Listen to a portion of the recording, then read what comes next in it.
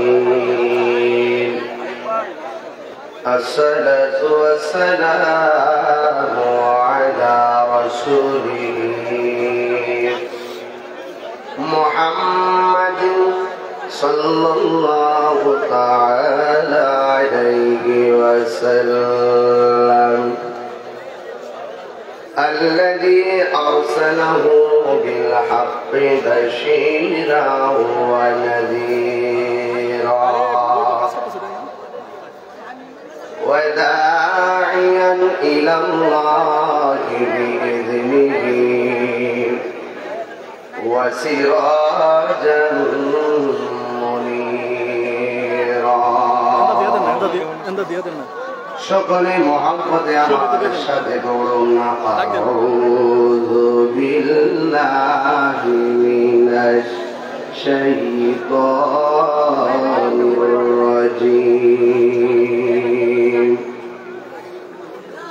বিসমিল্লাহির রাহমানির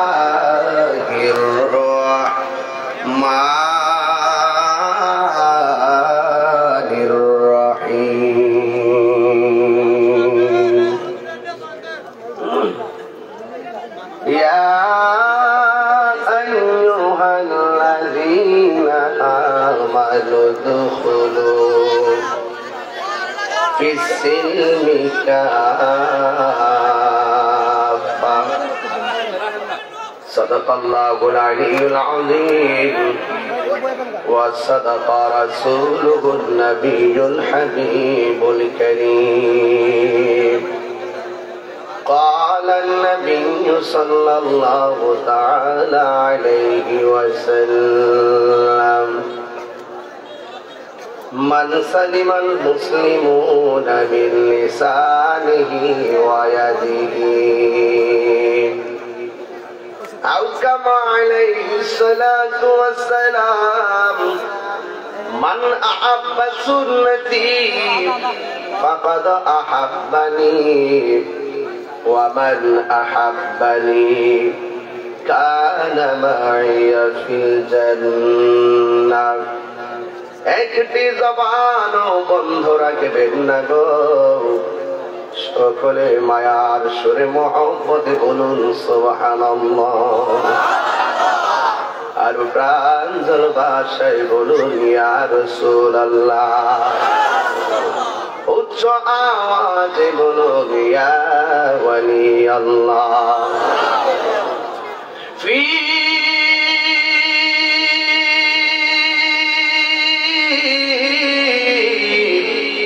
শান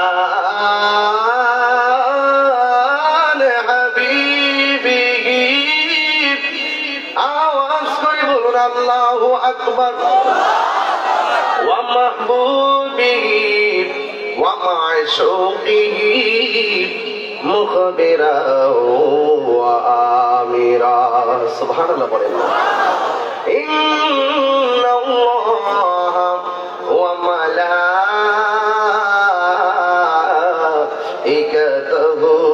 ইউসাল্লুনা আলান নবী ইয়া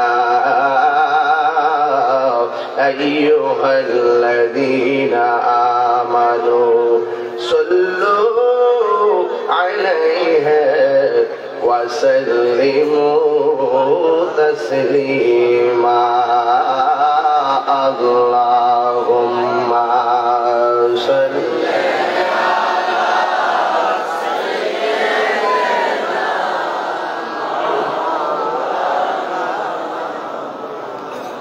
وعلى آل سيدنا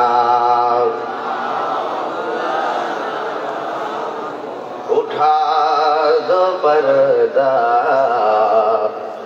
दिखा दो चेहरा सुभान अल्लाह बोलें ना उठा दो पर्दा दिखा दो चेहरा के नूर बारी हिजाब में उठा दो पर्दा दिखा चेहरा अल्लाहुम्मा सल्ली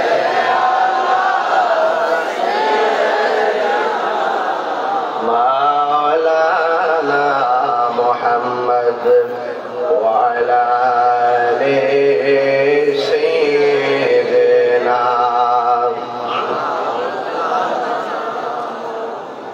मुअज्जज व मुकर्रम आदिम शान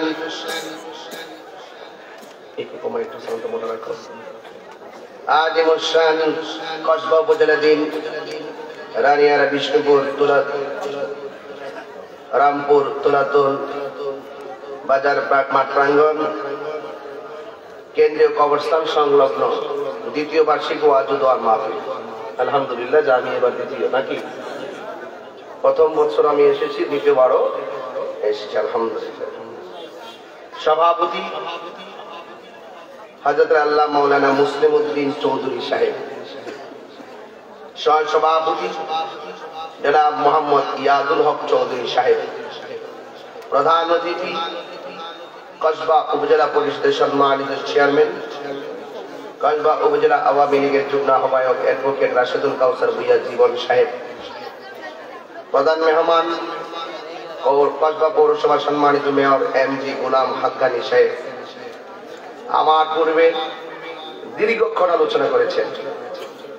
আন্তর্জাতিক খ্যাতি সম্পন্ন বক্তা, পীরে তরিকত, মুজাহিদ আহলুস সুন্নাহ, স্নানঘাট লতিফিয়া দরবার শরীফের সাজেদার রশিদ, আমার বন্ধুবর আল্লামা মুফতি মোহাম্মদ নজরুল ইসলাম চৌধুরী মুরাদ সাহেব ওয়াজ করেছেন। মাওলানা মীর মুফতি নেসার আহমদ ওয়েশি সাহেব, মাওলানা হাফেজ কারি মোহাম্মদ মাহমুদুল হাসান সাহেব, চোখে দেখা অনেক উলামায়ে কেরাম, চোখে দেখা অনেক অতিথিবৃন্দ, সময়ের নিরূপণে সবার নাম উল্লেখ না করলেও সবার প্রতি আমি শ্রদ্ধা নিবেদন করছি। যে আল্লাহ পাক আমাকে আপনাকে আজকের এই সুন্নি মহাসম্মেলনে উপস্থিত হওয়ার সুযোগ দিয়েছেন, শুকরিয়া তার সকলে পড়ুন আলহামদুলিল্লাহ।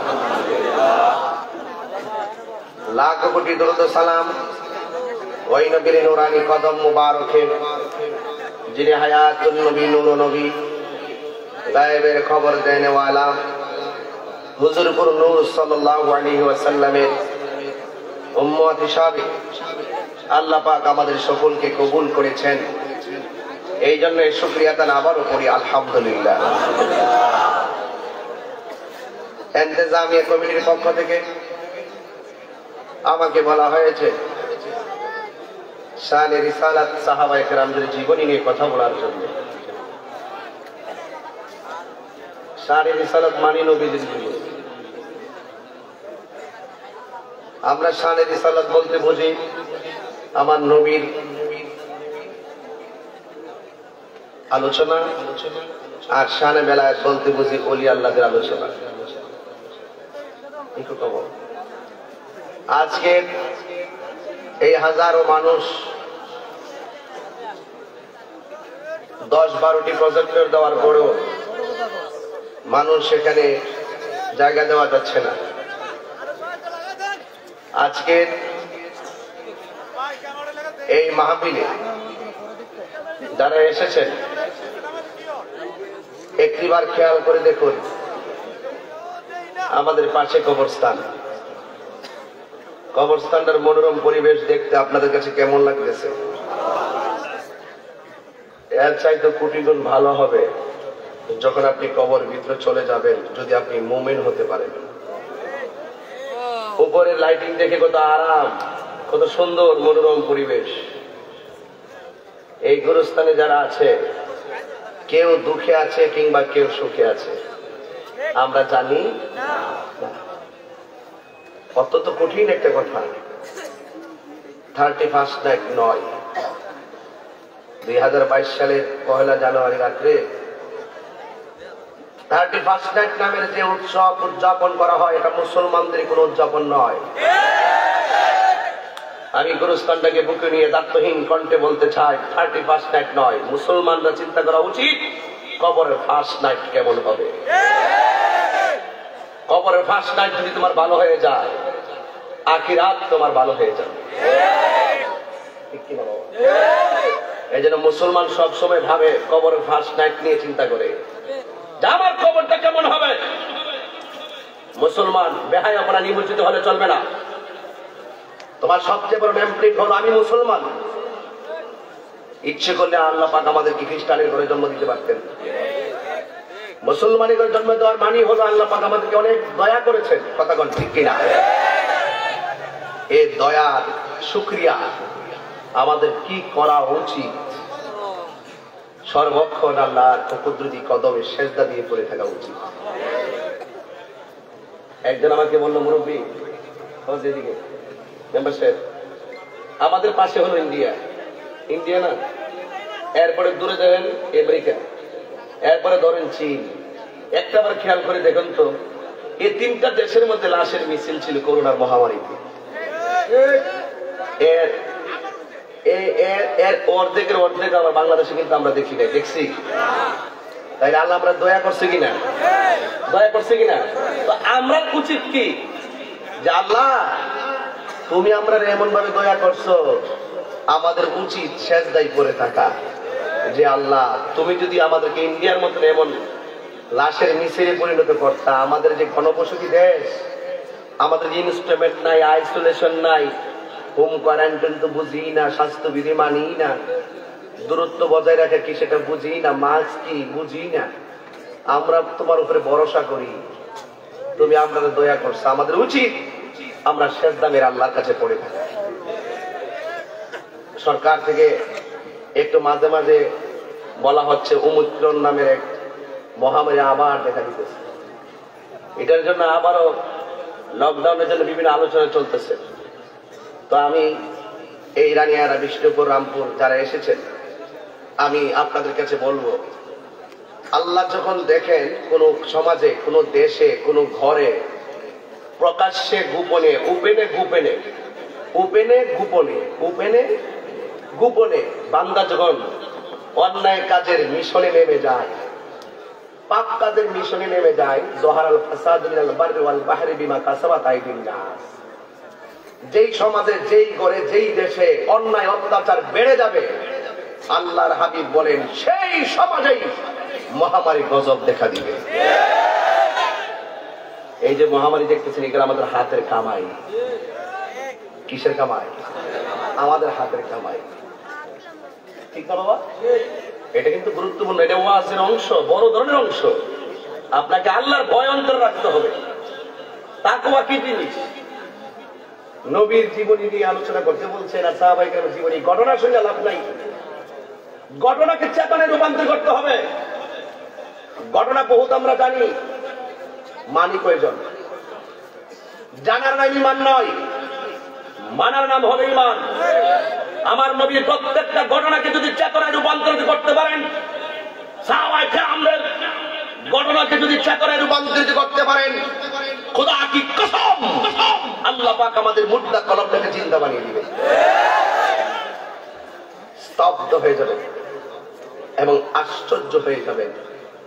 একটি হিসাব মিলিয়ে দেখুন না, এই মহামারীতে মারা গেছে সন্তানের লাশটা মা গোসল করাই নাই, বাবা ধরে নাই, মা মারা গেলে সন্তান ধরে না, বুড়া বেটিটা করুণ হয়েছে, হার্টের রোগ হয়েছে, কাজ দিছে দুইটা, ছেলেও কাছে যায় না, ছেলের বউ কাছে যায় না, বেটির করুণ হয়েছে, ধরো না মরবা। আর তুমি কিন্তু তো মা মা করো, তুমি কেন খাও, আমার কাছে আয়ো না, তুমি কেন বইয়া তোমার যাও আমার কাছে, তুমি তোমার মা দেখেছো, তোমার করুণ হইব, তোমার মার হয়েছে। কত বড় নিষ্ঠুর পৃথিবী, কত বড় নিষ্ঠুর পৃথিবী। ব্যাংকের অ্যাকাউন্ট খুলেছ, ব্যাংকের টাকা, ব্যাংকে টাকা রাখবেন, অ্যাকাউন্ট খুলেছেন, সেই ব্যাংকের মধ্যে টাকা দিয়ে আপনি স্বাবলম্বী ভাবে চলবেন, এই জন্য অ্যাকাউন্ট খুলেছেন। কিন্তু হৃদয় নামক যে সফটওয়্যার আছে, এই কলবটাকে আপনি কি করেছেন? এই টাকাটাকে পরিশুদ্ধ করতে হবে। দুনিয়ার ব্যাংকের টাকা নিজের দুনিয়ার স্বাবলম্বী থাকার জন্য আর হৃদয়টাকে স্বাবলম্বী করতে হবে কবর আলোকিত করার জন্য। কথা বল ঠিক কিনা বলে? আমরা তো এগুলো পারি না। আমরা এখন আবেগে পড়ে গেছি।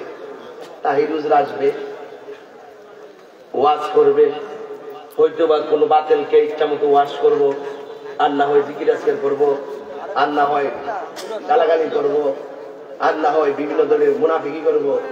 তাহির এই জন্য আসে না, কারণ তাহিরের কাছে কোরআন আছে। এটা হলো আমার সবচেয়ে বড় শক্তি। এই জায়গাটা, এই জিনিসটা যার সিনায় থাকবে, এই সিনাটা আলোকিত। এই কোরআন যে ঘরে থাকবে, ঘরটা আলোকিত। এই কোরআনটা যে সমাজে থাকবে, সমাজ আলোকিত।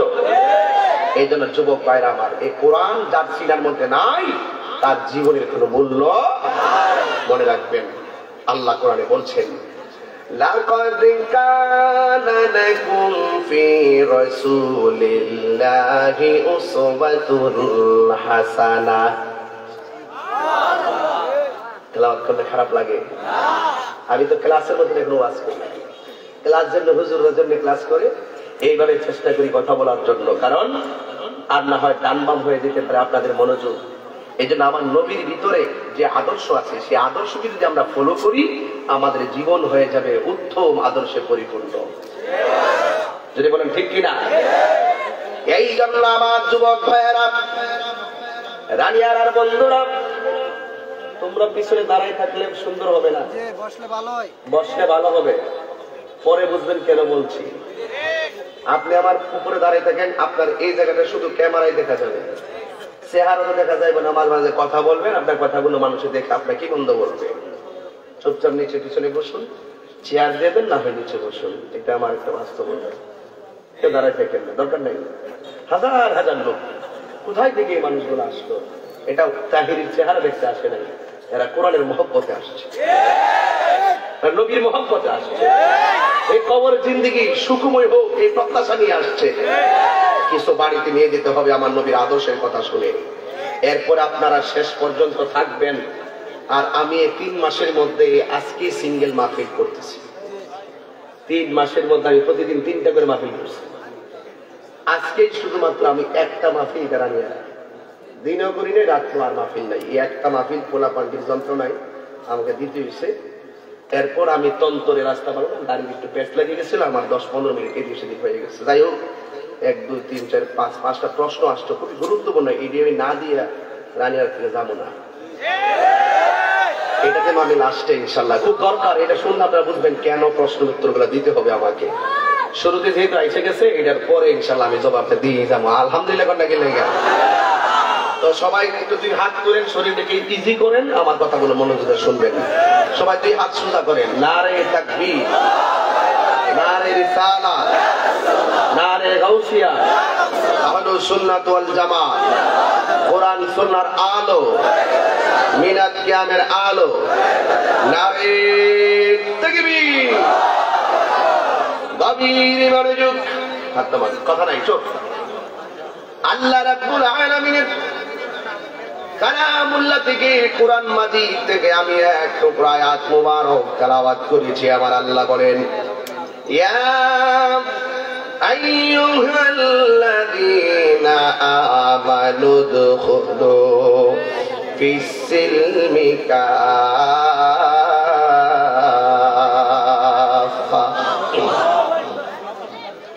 আল্লাহ রাব্বুল আলামিন বলেন, হে ঈমানদারগণ, তোমরা ইসলামের মধ্যে প্রবেশ করো কাফা, পরিপূর্ণ ভাবে।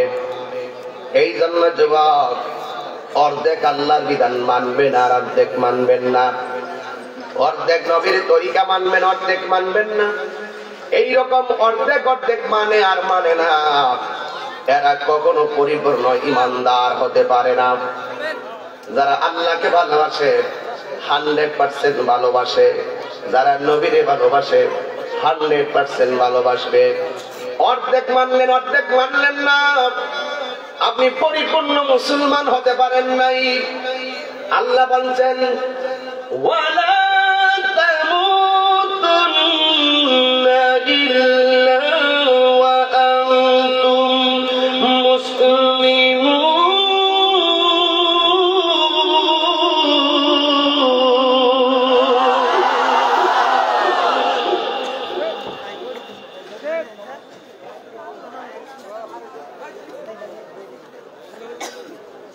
আল্লাহ রাব্বুল আলামিন বলেন ওয়ালা তামুতুন্না, মৃত্যুবরণ করো না, ইল্লা আনতুম মুসলিমুন, যতক্ষণ পর্যন্ত তারা মুসলমান না হবে, মুসলমান না হবে, মুসলমান হওয়া ব্যতীত তোমরা মৃত্যুবরণ করো না। এখন আপনিও তো মুসলমান, আমিও তো মুসলমান, আমরা তো সবাই মুসলমান। আল্লাহ বলছেন মুসলমান না হইয়া মরিও না। কিন্তু আমার প্রশ্ন হলো, মুসলমান কাকে বলে? এটা বুঝতে গেলে আমার নবীর একটা হাদিস মুবারক দেখা লাগবে।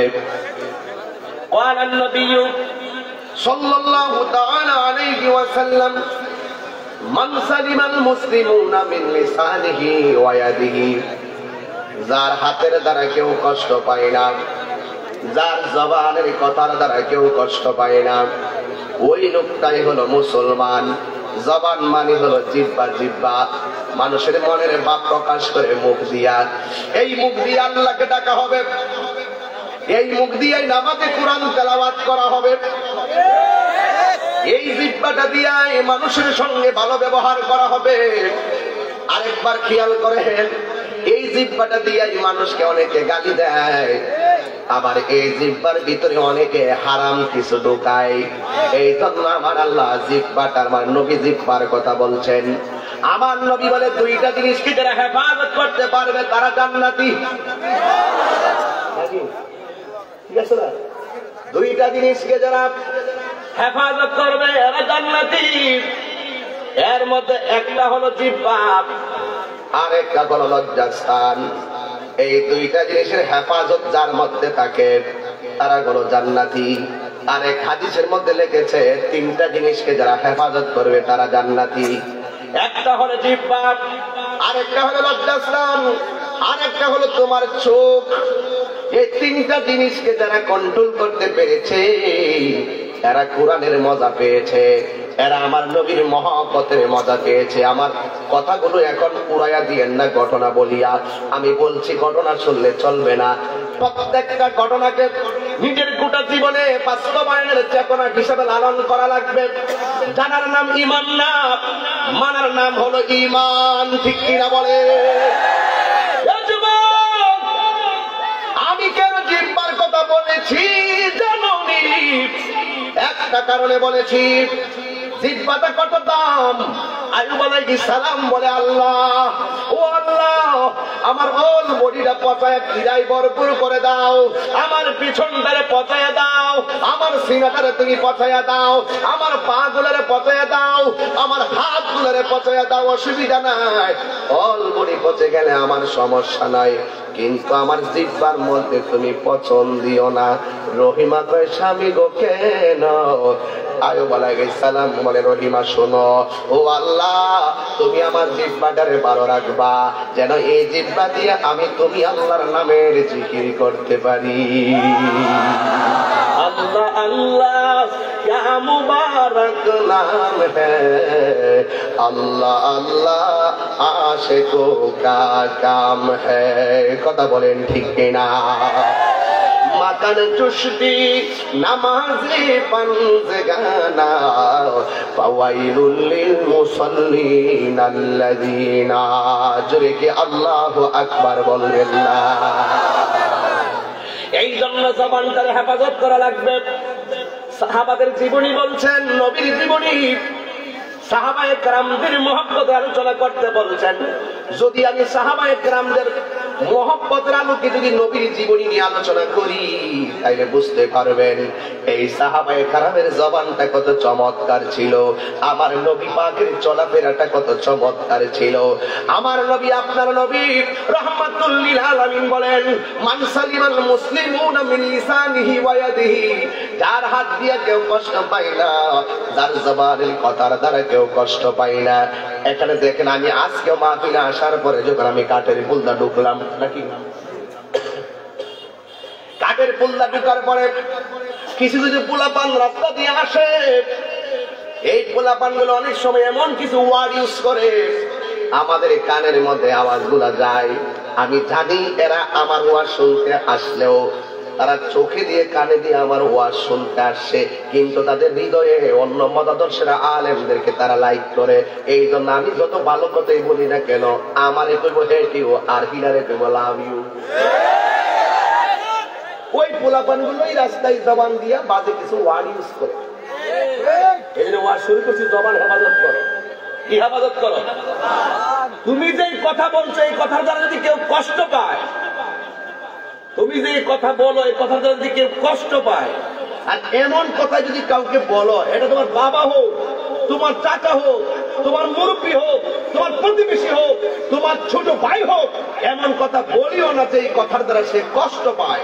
আর সে যদি কষ্ট পেয়ে যায়, তাহলে তুমি মনে করলা এখনো তুমি পরিপূর্ণ মুসলমান হতে পারলা না। এই জন্য চোখ যে মনের কথা বলে, আর নফসানিয়ত তোমাকে বিভিন্ন কুখায়েশের দিকে ধাবিত করে, আর জবান দিয়ে তুমি কথা বলো। এই জন্য রাসূল বলছেন তিনটা জিনিসের কন্ট্রোল ডিভাইস যার মাঝে থাকবে, সেই লোকটাই হলো পরিপূর্ণ মুসলমান। আমার নবীজি বলে গেছেন যা তা মানবে যারা, তারা ঈমানদার, যারা মানবে না তারা হলো বেঈমান। কথা বলেন ঠিক কিনা? আমার নবীর আদর্শটা কেমন ছিল একটু খেয়াল করলে সহজেই বুঝতে পারবেন, সহজেই বোঝা যাবে। আমার নবীকে এক ইহুদি থাপ্পড় দিছে, নাউজুবিল্লাহ। নবীকে কি দিছে? থাপ্পড় দিচ্ছে। থাপ্পড় দেওয়ার পরে উমর রাদিয়াল্লাহু তাআলা আনহু নবীর কাছে ছিল। আচ্ছা, উমর রাদিয়াল্লাহু তাআলা আনহু কি নরম সাহাবী না গরম সাহাবী? কথা বলেন না। আমার অনেকে বাড়ি থেকে বলে, বন্ধু বান্ধবরা অনেকে আমাকে বলে যে হুজুর আপনি উত্তেজিত হয়ে কথা বলবেন না, নম্র ভাষায় কথা বলবেন, আপনার কথা অনেক ভালো লাগে। আমার অনেক সময় বলে যে একটু নরম হয়ে কথা বলবেন। আমি বলি যে আমি পারি না। কেরে? নবীদের মধ্যে নরম গরম ছিল কিনা? আমার নবী ছিল নরম প্রকৃতি, আর হযরত মুসা কালিমুল্লাহ গরম প্রকৃতি, আবু বকর সিদ্দিক রাদিয়াল্লাহু তাআলা ছিল নরম প্রকৃতি, কিন্তু উমরে ফারুক আজম ছিল গরম প্রকৃতি, গাউসে পাক নরম প্রকৃতি, খাজা গরিবি নওয়াজ গরম প্রকৃতি। তো বক্তার মধ্যে নরম গরম থাকাটাই স্বাভাবিক। কথা বলেন ঠিক কিনা? বলেন নরম গরম থাকাটাই স্বাভাবিক। আচ্ছা, আমার নবীরে থাপ্পড় দিয়েছে, বলুন তো যেই নবীর বদন মুবারকে মশা মাছিও বসে না, সেই নবীর বদন মুবারকে যারা থাপ্পড় মারছে কালকে একটা কুমিরটা ঢুকছে না? ওমর রাদিয়াল্লাহু তাআলা আনহু বলেন, ইয়া রাসূলুল্লাহ অনুমতি দেন, কুশ হাতে আছে, বের করে তলোয়ার দিয়ে কল্লাটা ফালাই দিন। আমার নবীকে ওমর থামো। ওমর রাদিয়াল্লাহু তাআলা একটু দাঁড়ায় গেলেন। একটু পরে আমার নবী ওই ইহুদির কাছে যাচ্ছেন। ওমর রাদিয়াল্লাহু তাআলা মনে করছেন যে একবার যেহেতু আমার নবীকে থাপ্পড় দিয়েছে, যদি আরেক গালে আবার থাপ্পড় মারে, তলোয়ারটা বের করে রেডি রাখছে যে নবী যাই হোক তার কল্লা ফলাই দেব। আল্লাহু আকবার বলবেন না? এরপরে আমার নবী তার কাছে গেলেন, গিয়ে ওমর রাদিয়াল্লাহু তাআলা তাকায় রইলেন। ইহুদি থাপ্পড় দিয়েছে, আমার নবী বলছেন যে হে, আপনি যে আমাকে থাপ্পড় দিয়েছেন আপনার হাতে কি ব্যথা পেয়েছেন? মানে খুব স্ট্রেঞ্জ, আপনি যে আমাকে থাপ্পড় দিয়েছেন আপনার হাতে কি ব্যথা পেয়েছেন? ওই ইহুদি সাথে সাথে ডাক দিয়ে কয়, যে নবী ব্যথা পাওয়ার পরেও নিজের ব্যথার চিন্তা না করে আমার হাতের চিন্তা করে, ইয়া রাসূলুল্লাহ আপনি দেরি করবেন না, আমাকে কালিমা পড়ে মুসলমান বানাই দেন। এটা নবীর আদর্শ। আর আমাদের তো ধৈর্য নাও, মাইনা নাও, ফাইনা নাও, উড়ায় নাও। ক্ষমা করে দেওয়ার নাম ইসলাম। কথা বলেন ঠিক কিনা? প্রতিশোধ নেওয়ার নাম ইসলাম নয়, ক্ষমা করে দেওয়ার নামই হলো ইসলাম। দূরে ঠেলে দেওয়ার নাম ইসলাম নয়, কাছে টেনে সমাধান করার নামই হলো ইসলাম। এদের আমরা সুন্নিলে কাউকে দূরে ঠেলে দেই না, আমরা সব সময় কাছে আসার আহ্বান করি। কথা বলেন ঠিক কিনা? নবীর আদর্শ দরকার আছে কিনা বলেন? এবার আসেন আমার নবী পাকের আদর্শ থেকে, আমি দুই নবী পাকের জীবনী থেকে দুইটা জীবনীর উপর আলোচনা করব। একটা হলো আমার নবী পাকের জীবনীর ভিতরে আমার নবীজির শান এমন ভাবে বলার চেষ্টা করব, একদম অলবডি না, দুইটা জিনিস। একটা হলো নবীর থুতু মুবারক, আর একটা হলো নবীজির কদম মুবারকের ধুলা মুবারক। যদি শুনেন, যদি সত্যিকার নবীর আশিক হন, নিশ্চয়ই নবীর মহব্বতে দুইটা চোখের পানি ফেলে মদিনায় যাওয়ার জন্য সংকল্প করবেন ইনশাআল্লাহ। রাজি আছেন কিনা বলেন? এই জন্য সবাই মহব্বতের সাথে আমার সঙ্গে বলুন, আউযু বিল্লাহি মিনাশ শাইতানির রাজীম, বিসমিল্লাহির রাহমানির রাহিম। কুল ইন কুনতুম তুহিব্বুনাল্লাহা ফাত্তাবিউনি ইউহিব্বুকুমুল্লাহ ওয়া ইয়াগফির লাকুম যুনুবাকুম ওয়াল্লাহু গফুরুর রহিম।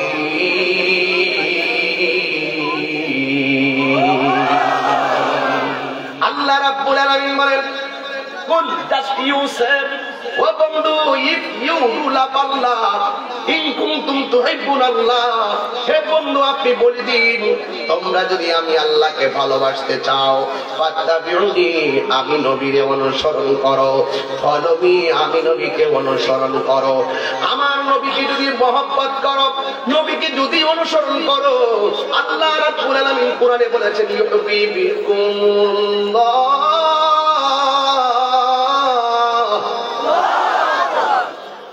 আল্লাহ রাব্বুল আলামিন বলেন, আমার বন্ধু নবীরে ভালোবাসলে আমি আল্লাহ তোমাদেরকে ভালোবাসবো।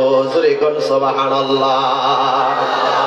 আল্লাহ তুমি আমরা কেমনে ভালোবাসবা এই আয়াতেই বলে দিয়েছেন, ওয়া ইয়াগফির লাকুম যুনুবাকুম ওয়াল্লাহু গফুরুর রহিম।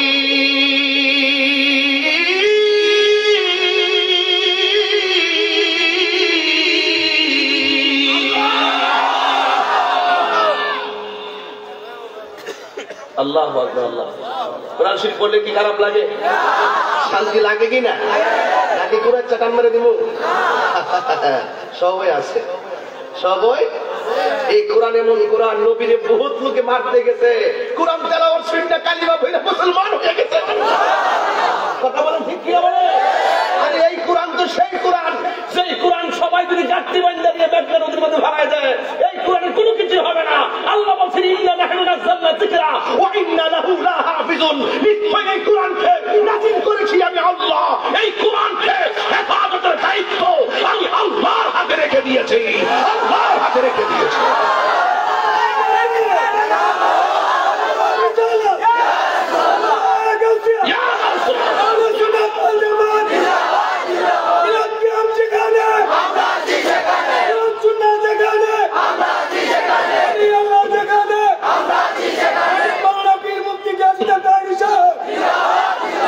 আমার কথাই কি কেউ বেজার হন?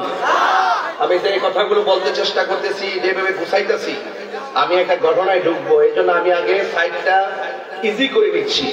শুধুমাত্র শুনলে চলবে না। আমি কি বলছি?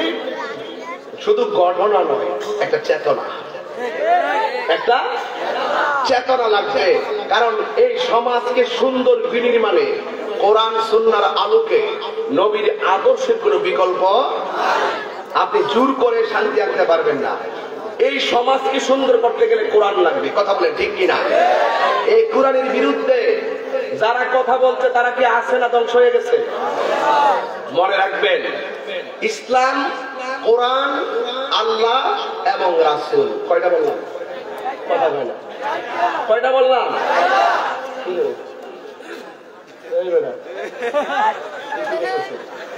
আমি তো আজকে তোর গলা বলতেছি কিন্তু এই সর্বনাশ, আশ্চর্য ব্যাপার। শর্ত দাগায় লাগছে, উড়িয়ে লাগতেছে এখানে আসতে ওয়াজ করি আমি গলা ভাঙে স্বামী ভালো তুইছে আওয়াজ করে কোন আল্লাহু আকবার, ইয়া রাসূলুল্লাহ জোরে কর।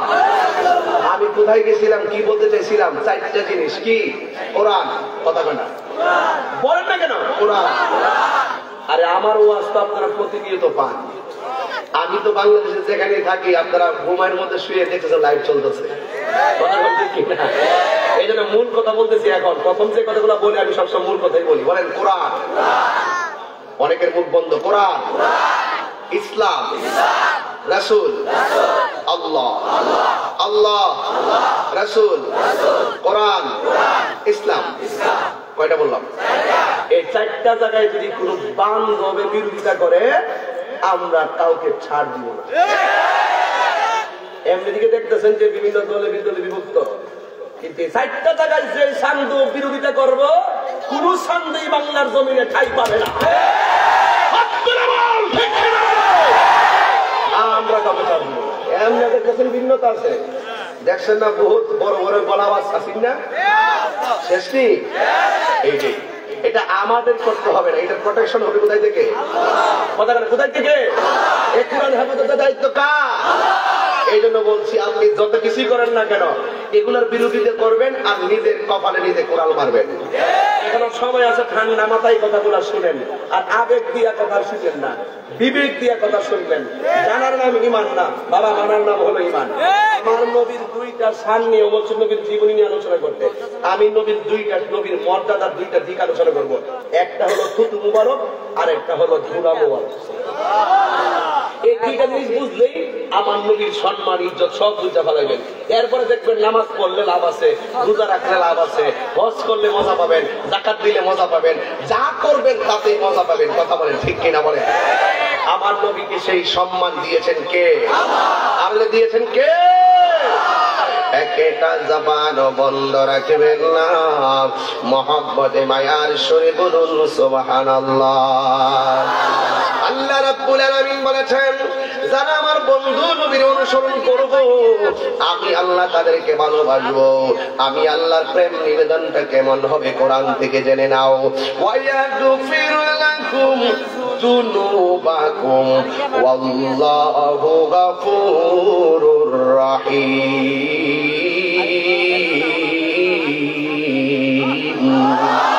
আমি আল্লাহ রাব্বুল আলামিন তাদের জীবনের গুনাহগুলো মাফ করে দিব। আমার আল্লাহ বলেছেন, মা আতাকুমুর রাসূলু ফাখুযুহু ওয়া মা নাহাকুম আনহু ফান্তাহু। যারা আমি আল্লাহর পক্ষ থেকে এই কোরআনের মধ্যে দুইটা দিক আছে, একটা হলো ইয়েস আরেকটা হলো নট, একটা হলো হ্যাঁ আরেকটা হলো না, একটা হলো ভালো আরেকটা হলো মন্দ। এখানে বলা আছে মন্দ রাস্তায় চলবা জাহান্নামের মধ্যে যাবে, আর ভালো রাস্তা চলবে জান্নাতের মধ্যে যাবে। এই গুরুস্থানটা আমার পাশে, যদি আমার তৌফিক থাকতো, আমার যদি আল্লাহ সেই সুযোগটা দিতেন, কবর থেকে লাশটা তুললে যদি আমি তার সঙ্গে কথা বলার সুযোগটা আল্লাহ দিত, আমি যদি জিজ্ঞাইতাম কবরে কেমন আছো, সে আমার বলতো, তাহিরি হুজুর কবরের ভিতরে আমি পালো না, আমি কেন কোরআন মানলাম না, আমি কেন আল্লাহকে ডাকলাম না, আমি কেন রসুলকে চিনলাম না, আমি কেন আল্লাহর বিধান মানলাম না। না মানার কারণে এই কবরের ভিতরে আমি যখন ঢুকছি, ঢুকার পরে আমার কবরে শুধু আগুন আর আগুন। সে আমার বলতে তাহিরি হুজুর এই কবরের মধ্যে শুধু সাপ আর সাপ। আর যদি সেই ইমানদার হয় আমার ডাক দিয়ে বলবে, হুজুর এই কবরটার ভিতরে শুধু শান্তি আর শান্তি। দেখলাম নবীর কথা মাইনা কবরে আসলে আমার আল্লাহ জান্নাতের বিছানা বিছায়া দেয়। এই জন্য গুরুস্থানে দুইটা আছে। আমি তাহিরি কবরটা কেমন হবে আমি জানি না, আমি কেন নবী নবী করি, কেন নবীর জীবনী দিয়েছেন ঘটনা না বারে বারে। ও যুবক শুধু ঘটনা না ঘটনা না, আমি তাহিরি কবরটা কেমন হবে আমি জানি না, আমার কবর হাসুরি মিজানি কেমন হবে আমি জানি না, আমার পুলসিরাতি কেমন হবে আমি জানি না, আমার হিসাব নিকাশের পাল্লাটা কেমন হবে আমি জানি না। আমি যেমন জানি না তুমিও জানো না, আমি যেমন জানি না কসবার মানুষও জানে না। ওই কবরটারে যদি আলোকিত করতে হয়, এই কবরটারে যদি শান্তিময় করতে হয়, তাইলে আমার আল্লাহর বিধান নবীর তরিকা মোতাবেক চলার দরকার আছে না নাই? পরিষ্কার কথাগুলো বলতেই হবে। এই জন্য যুবক কবরটা বড় সাংঘাতিক জায়গা। দুনিয়ার ক্ষমতার লাগে মানুষে কত পাগল হয়ে যায়। এই কবরে একটা বার খেয়াল করে দেখো, তুমি যখন মারা যাবে, তুমি যখন কবরে থাকবে, তুমি ঠিকই কবরে চলে গেছো, তোমার ঘরে 3 বেলা বাজার ঠিকই চলতেছে। তুমি ঠিকই কবরে চলে গেছো, মসজিদে মুয়াজ্জিন ঠিকই আযান দিতেছে। তুমি কিন্তু কবরে ঠিকই চলে গেছো, বাজার সকালবেলা জমতেছে, বিকালে ভাঙতেছে। তুমি কবরে চলে গেছো, তোমার বাড়ির মানুষ কিন্তু রাস্তা দিয়ে ঠিকই আসা যাওয়া করতেছে। তুমি কবরে চলে গেছো, তোমার ভাই কিন্তু বন্ধু বান্ধব নিয়ে 2-3 দিন পরে আড্ডা ঠিকই মারতেছে। সংসারের জায়গায় সংসার ছিল, তুমি চলে যাওয়ার পরে বন্ধ থাকে নাই, চলতেছে। বাড়ির জায়গায় বাড়ি আছে, তুমি চলে গেছো, বাড়ির কারেন্টের বিল দেওয়াও ঠিক আছে। কথা কোন ঠিক কিনা? তুমি মনে করো না তুমি চলে গেলে সব জিনিস বন্ধ হয়ে যাবে, শেষ হয়ে যাবে। না রে না, তুমি কবরে চলে গেছো, তোমার কারণে কেউ তোমার জন্য দুঃখ দুর্বিপরি করবে না। ও বন্ধু,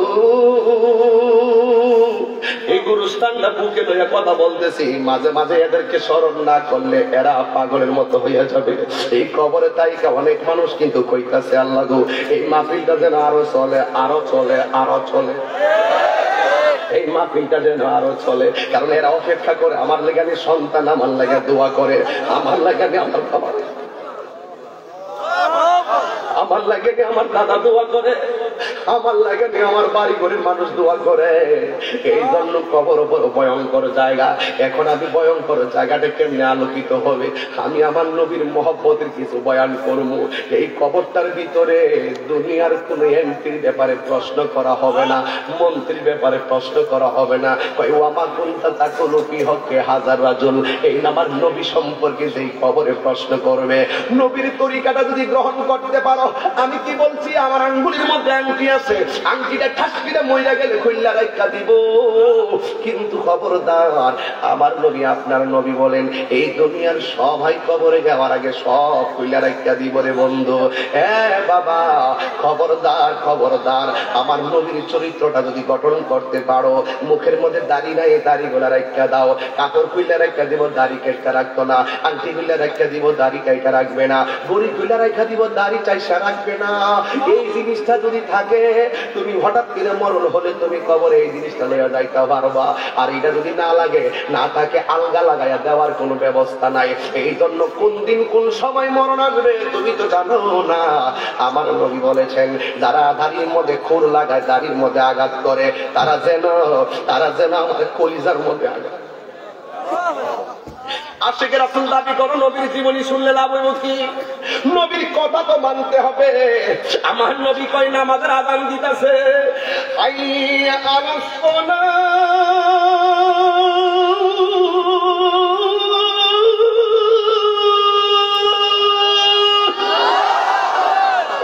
মসজিদের মধ্যে আযান দেয় মুয়াজ্জিন। আমার নবী কয় মসজিদে আযান হয়, মুসল্লিরা মসজিদে না গিয়ে ঘরের মধ্যে বইয়া থাকে। আমার মনে চাই তার বাড়িটারে আগুন দিয়া পুরাইয়া ফেলায়। আর দেখ দেখ দেখ, নবীর কথা মানা লাগবো। নবীর সম্মান পৃথিবীর কেউ বাড়াই নাই, আমার আল্লাহ বাড়াইছে। নবী আমার কেমন নবী, আমি যেইভাবে তোমাদেরকে দ্বীনের দাওয়াত দিচ্ছি, আমি যেইভাবে তোমাদেরকে নসিহত করছি, ও যুবক পোলাপান শুনে রাখো, এমন ভাবে আমার নবী নসিহত দেওয়ার জন্য ঘর থেকে বের হয়ে গেছে বিধর্মীদের কাছে, যাইয়া বলতেছে, ও বুদুল্লাহ, তোমরা আল্লাহর ইবাদত করো।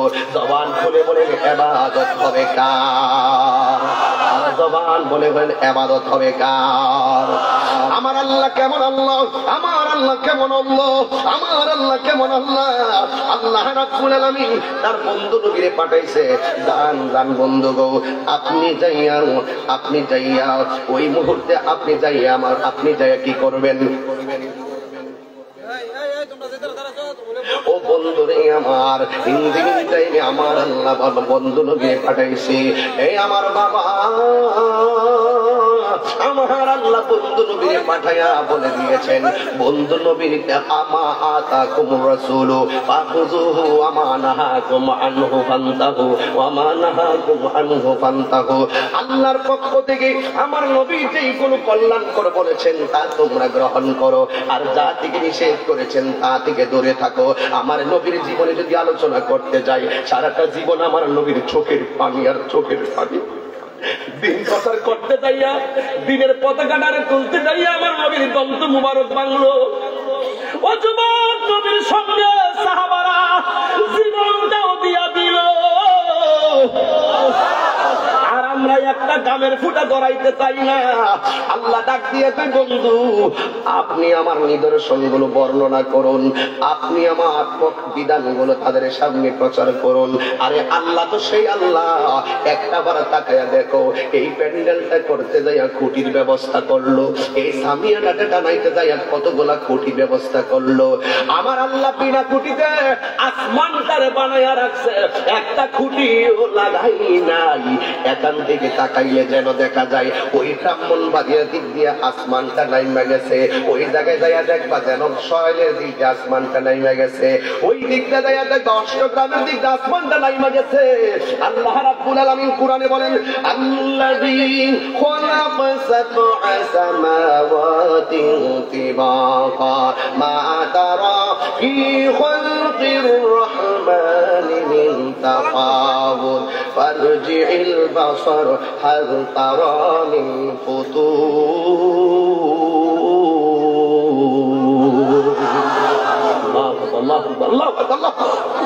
আল্লাহ রাব্বুল আলামিন বলেন, আমি আল্লাহ আসমানটারে বানিয়েছি, আসমানটার 7টা স্তর বানাইছি, একটা স্তর থেকে আরেকটা স্তরের দূরত্ব হলো 500 বছরের রাস্তা। এমন ভাবে আমার আল্লাহ বানায়া কি কই শুনেন, মা তারা ফি খালকির রহমানি মিন তাফাউত। তোমরা ভালো করে তাকায়া দেখো, এত সুন্দর করে আকাশ বানাইলাম, চুল পরিমাণ কোনো ত্রুটি নাই। একবার তাকার পরে যদি ত্রুটি না পাও, প্রয়োজনে ফারজিল বাসর, আবার তাকাও, আবার তাকাও, আবার তাকাও। আল্লাহ কয় আবার তাকায়া দেখো, দেখবে কি হাল তারা মিন ফুতুর, তুমি যে আবার তাকাইছো আমার সৃষ্টির মধ্যে কোন ধরনের ত্রুটি পাইছো নি? তোমার বিবেক বলে দিবে না না, কোন ত্রুটি আমি পাই নাই। ও বন্ধুরি, আল্লাহ কি ওয়ালাকাদ যায়্যানাস সামাআদ দুনিয়া বিমাসাবিহ। কোরআনটা হাতে নিলে শুধু আয়াত দিয়ে অর্থ করতে মন চায়, যেখানে চাই এখানে অর্থটা তো মোটামুটি তুলতে পারি, যেখানে চাই সেখানে শুধু আল্লাহ তুললো। জোরে কোনটা সুবহানাল্লাহ, আর জোরে কোনটা আল্লাহু আকবার। আল্লাহ ডাক দিয়ে কি হুজুর খেয়াল করেন, আল্লাহ বলে ওয়ালাকাদ যায়্যানাস সামাআদ দুনিয়া বিমাসাবিহ। এই আসমানটার ভিতরে আমার আল্লাহ তারকা দিয়ে আসমানটারে সুন্দর করেছেন। এই তারকাগুলোর ভিতরে কিছু বুলেট আছে, কিছু বুলেট। আমার আল্লাহ বলেন এই বুলেট গুলা দিয়ে ওয়াজআলনা রুজুমান লিশ-শায়াতিন। আমি আল্লাহ ওই তারকাগুলোর ভিতরে কিছু বুলেট রাখছি, বুলেট। এই বুলেট গুলো দিয়ে শয়তান রে আল্লাহু আকবার। আরে বাবা, মানুষের কাছে আজরাইল রে পাঠায়, শয়তান রে মানে ঠুস মাইনা মাইনা। এইভাবে বোঝা গেল তাফালিং এর উপরে তাফালিং, বাঁচার কোন রাস্তা নেই। আল্লাহ কয় ইন্নাহু হুয়া ইউবদি ওয়া ইউঈদ। আমি আল্লাহ শুরুর মালিক, আমি আল্লাহ শেষের মালিক। ইন্না বাতাশা রাব্বিকা লাশাদীদ।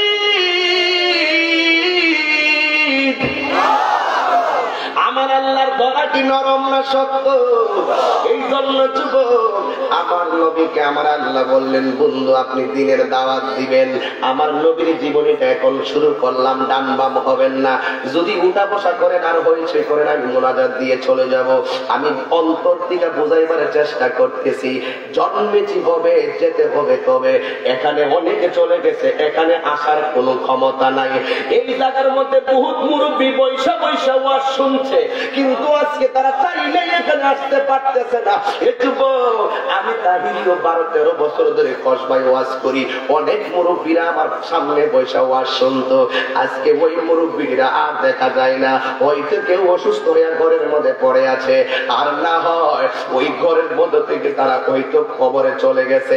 যেমন আজাদ মাস্টারের আব্বা এই দুনিয়ার মধ্যে ছিল, আমি এখানে আসলে তাকে দেখে যেতাম, আজকে দুনিয়ার মধ্যে নাই। এই ছেলেটা অন্ধকার কবরে চলে গিয়েছে। এই জন্যই বন্ধুরি, আমার নবীকে আল্লাহ কয়, বন্ধু আপনি দাওয়াত দিবেন, ইবাদত হবে কার? ডাক্তার মনে রাখবেন, কোথায় দিয়ে কোথায় যাচ্ছে খেয়াল রাখবেন। পরে ঘটনায় ঢুকলে আবার কয়েন না যে হুজুরে দিক নির্দেশনা কিছু বলে না, খেয়াল রাখবেন। যুগে যুগে 1,24,000 পয়গম্বর, সবাই বলছে ইবাদত হবে কার? আল্লাহ ছাড়া কারোর কাছে মাথা নত করা যাবে। এই যে খেয়াল করেন দেখবেন আমার দেশের মধ্যে কিছু হুজুর আছে আইসা ওয়াজে কইব আমরা নাকি মাজারে গিয়া সেজদা মারি, অথচ আমরা হাজার মানুষের সামনে দার্থহীন কণ্ঠে বলি সেজদা পাওয়ার মালিক হলো একজন। এই রানিয়ার বাবার যুবক পোলাপান্ডি কি ঘুমাই গেছে আজকে? এই যুবক পোলাপানটা কোরআনের আওয়াজ শুনে এখন তারা নীরব হয়ে গেছে, এই জন্য তারা কথাগুলো শুনতেছে। জবানটা খুলে কোন সেজদা পাওয়ার মালিক কে? এই আওয়াজে মান্না জুড়ে বলো কে? পরিষ্কার কথা, সেজদা পাওয়ার মালিক হলো আমার আল্লাহ। আল্লাহ ছাড়া কাউকে কাহার কাছে মাথা নত করা যাবে না। আল্লাহ বলে বন্ধু আপনি বলবেন আমার ইবাদতের জন্য আমার নবী বেদিনের কাছে দিনের দাওয়াত দিছে, এটার নাম হলো তাবলীগ। আর মুসলমানদের কাছে দিনের চর্চা করা, এটার নাম হলো তালিম। এই জন্য যুবক আমার দেশের মধ্যে যে তাবলীগ নামের সিস্টেমটা হয় না, এটা হলো এটাকে বলতে হবে তালিম। আর তাবলীগ বড় চ্যালেঞ্জিং নাম, বড় চ্যালেঞ্জিং নাম। চ্যালেঞ্জিং নামটা যখন সহজ হয়ে গেছে, ইহুদি খ্রিস্টানরা মুসলমানকে নিধনের সুযোগ পাইছে। কথা কোন ঠিক কিনা? মাঝে মাঝে দেখবেন বিভিন্ন চক্র মুসলমানকে নিধনের নকশাকে, কথা বলে ঠিক কিনা? আজকে যদি আমরা আমাদের কোরআনের কথাগুলো তাবলীগের নেমতে বুকের মধ্যে লইয়া বেদিনের কাছে তুলে ধরতে পারতাম, তাইলে নিশ্চয়ই ওরাও আমাদের ইসলাম ধর্ম সম্পর্কে আরো বেশি জানতে পারত। কথা বলেন ঠিক কিনা? মুসলমানদের কাছে মুসলমান মসজিদের মধ্যে আইসা যেইভাবে তাবলীগের নাম দেয়, এটার নাম তাবলীগ না, এটার নাম হলো তালিম। এই জন্য এনাফ ডিফারেন্স বিটুইন তাবলীগ এন্ড তালিম। তাবলীগ হবে বেদিনের কাছে আর তালিম হয় মুসলমানদের কাছে। কথা বলেন ঠিক কিনা? আল্লাহর হাবিব তাবলীগ করতে গেলেন, তাবলীগ করছেন বিধর্মীদের কাছে। বিধর্মীরা আমার নবীকে দেখার পরে প্রথম তারা একটু নবীর কথা ধরে নাই, কিন্তু আমার নবী অস্ত্র নিয়ে তাদের সামনে দিনের কথা বলতে চাই নাই। আমার নবী এই কোরআনের দুইটা জিনিস খেয়াল করেছেন। জোরে কোন কয়টা? ও বন্ধু আমি কিন্তু শান গাইতাম পারি, মনে রাখেন না এইগুলো আবেগে শোনা হয়। বিবেক যদি থাকতো এই রানিয়ার রামপুরে বিষ্ণুপুরের ঘরে ঘরে মুসল্লি হয়ে যেত, নবীর পাগল হয়ে যেত। কথা বলেন না ঠিক কিনা? এই জন্য বিবেক নিয়ে কথা শুনবেন। আমার আল্লাহর হাবিব এই কোরআনের দুইটা জিনিস ফলো করছেন। কোন দুইটা ট্যাবলেট তাদেরকে খাওয়াইলে তারা মুসলমান হবে, কোন দুইটা মেডিসিন ইউজ করলে তারা দিনের মজা পাবে, আল্লাহ কোরআনের মধ্যে সেই মেডিসিনটা দিয়ে দিয়েছেন, জানিয়ে দিয়েছেন।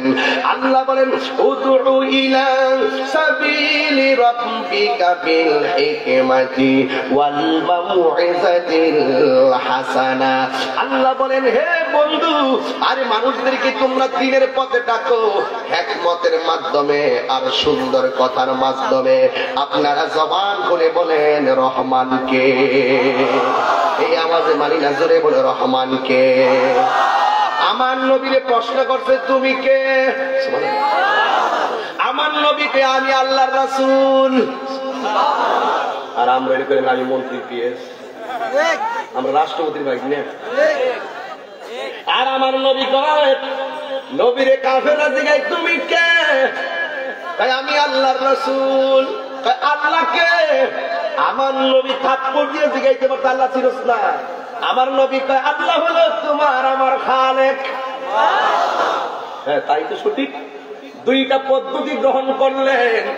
একটা হলো সুন্দর ব্যবহার, নবীর ব্যবহার শুই না তারা নবীর কালিমা পড়িনা মুসলমান হয়ে গেছি। এই জন্য সুন্দর ব্যবহার দিয়া ঘরটা সুন্দর করে চালানো যায়, সুন্দর ব্যবহার দিয়ে সমাজের মানুষের মন জয় করা যায়। সুন্দর ব্যবহার যেখানে শান্তির নিকেতন হবে সেখানেই। কথা বলেন ঠিক কিনা? আমার নবী 7 দিন তাবলীগ করলেন। কয়দিন? 7 দিন তাবলীগ করে বাড়ির মধ্যে গেল।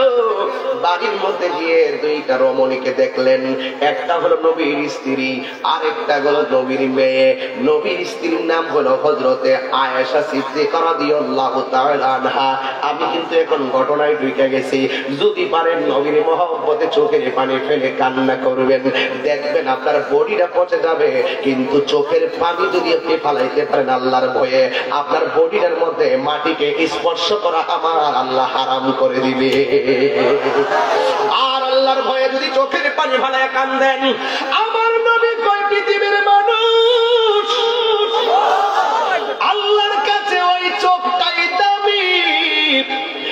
কৃষকটা নিশীথে নীরবে আল্লাহর ভয়ে কান্দে, ঠিক কিনা বলেন? আজকে আমরা আল্লাহর ভয়ে কান্দতে পারি না। আমার নবী বাড়িতে গিয়ে দেখেন ফাতেমা দাঁড়ানো। আমার এই ঘটনা বললাম কিন্তু ইনশাআল্লাহ রাজি আছেন সবাই? আমার নবী বলেন, আমি গজল বলতেছি না বলে কি কষ্ট হইতেছে? আমি একটু পরে বলবো ইনশাআল্লাহ। তবে নবীর শান গাইবো, এতে কষ্ট দিবেন না। তবে একটা কথা, আমি যতটা কথা বলতেছি একটা কথাও কোরআন সুন্নাহর বাইরে থেকে বলি না। এখন অনলাইন হয়ে গেছে, মিডিয়া হয়ে গেছে, আমাদের মতো ব্যক্তিরা সাবধানে কথা বলা লাগে। কারণ শত্রু যেমন আছে বন্ধু তেমন আছে। বন্ধু যেমন বেশি, শত্রু কিন্তু কম না। কাফের তো বালা, কিন্তু মুনাফিক সবচাইতে খারাপ। এই জন্য আমার রেস্ট্রিকশন করে কথা বলতে হয়, জবানকে কন্ট্রোল করেই কথা বলতে হয়। আবেগানি কথা বলতে আগের মতো পারি না। যেহেতু আমরা মাঠের মধ্যে নেতা হইয়া নামি নাই, আমরা সুন্নিয়তের কর্মী হইয়া মাঠে নেমেছি। ব্রাহ্মণবাড়িয়ার জুলুস হলো তার বাস্তব প্রমাণ।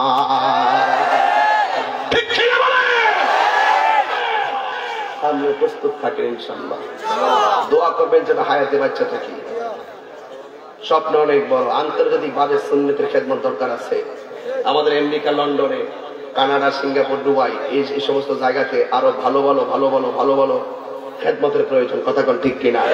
এগুলো মোটামুটি গুছাইয়ে রাখছি। যদি হায়াতে বেঁচে থাকি দেখবেন ইনশাআল্লাহ আন্তর্জাতিক ভাবেও সুন্নতের অনেক কাজ হবে। কারণ আমাদের একজাক তরুণ যোদ্ধা আমরা মাঠে এখন কাজ করতেছি। কথা বলেন ঠিক কিনা? এবং আমি স্পষ্ট বলে যাই, পীর যদি আরো 500 সমস্যা নাই, পীর যার যার সুন্নিয়ত সভা। এই যে আমার পিছনে একটা মাদ্রাসা, একটা হাফিজ মাদ্রাসা আসেনি, যে মাদ্রাসা আসেনি রাগ করে কথা বলেন না। এই দিন আমরা বদ অভ্যাসটা, যে কোনো মাদ্রাসা কোরআনের মাদ্রাসা আসেনি, কথা আসেনি। যদি আমার লোকের কোনো সমস্যা হয়, আমি কি মাদ্রাসা গেলে অসুবিধা দিব? দুই হুজুর একসাথে বসবো, বসে কথা বলবো। কয়েক কমে যে ওইলে আমার বুঝায় আপনার দলে নিন, নাইলে আপনি বুঝে আমরা দলে আসেন। রাজার কোনো বেজাল আছে? বিশ্বের কোনো বেজাল আছে? রামপুর কোনো বেজাল আছে? কল্পা কোনো বেজাল আছে? একটা বেজাল তৈরি হয়েছে, এটার উত্তর দিব পরে। এটার উত্তর আমি দাঁত বাংলা দিয়ে কতলা কাগজ বারবার একটা করে কাগজ স্কিল লেগে, এটা কোনো অভ্যাস? আপনার কি আমার কথা রাগ করতেছে নাকি আমি ওয়াজের বিস্তার উল্লে নিতাম? আমি কিন্তু ভূমিকার থেকে ধারাবাহিক ভাবে কিন্তু আমার রাসূলের পাকের জীবনের আদর্শ শুরু করে গেছি। কথা বল ঠিক কিনা বলেন? এই আসমান বানাইছে কে? জীবন দিব কে? মরণ দিব কে? এই পৃথিবী সব বানিয়েছেন কে? আপনি কি মনে করেন সব থাকবো?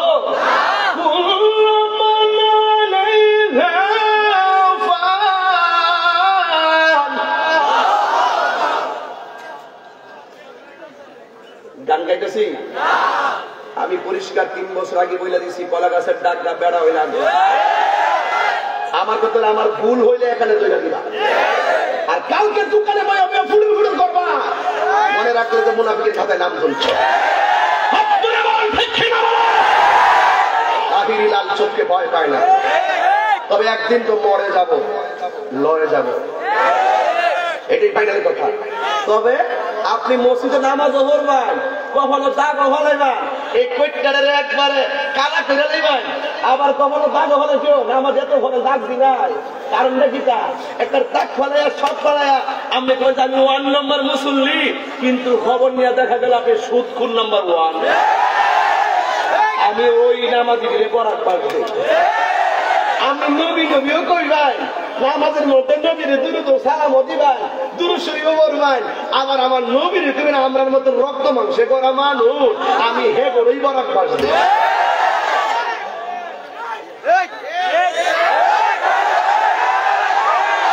রাগ করছেন? নবীর বিরোধিতা কইরা কি বাংলার জমিনে টিকা যাবে? ইসলামের বিরোধিতা করে কি বাংলার জমিনে টিকা যাবে? আল্লাহর সঙ্গে নাফরমানি করে কি বাঁচতে পারবে?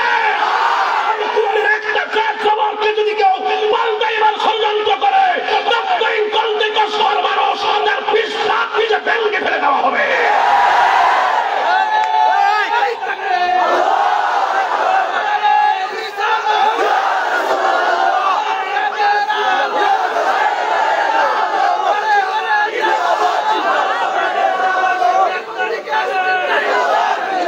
আল্লাহু আকবার বলেন।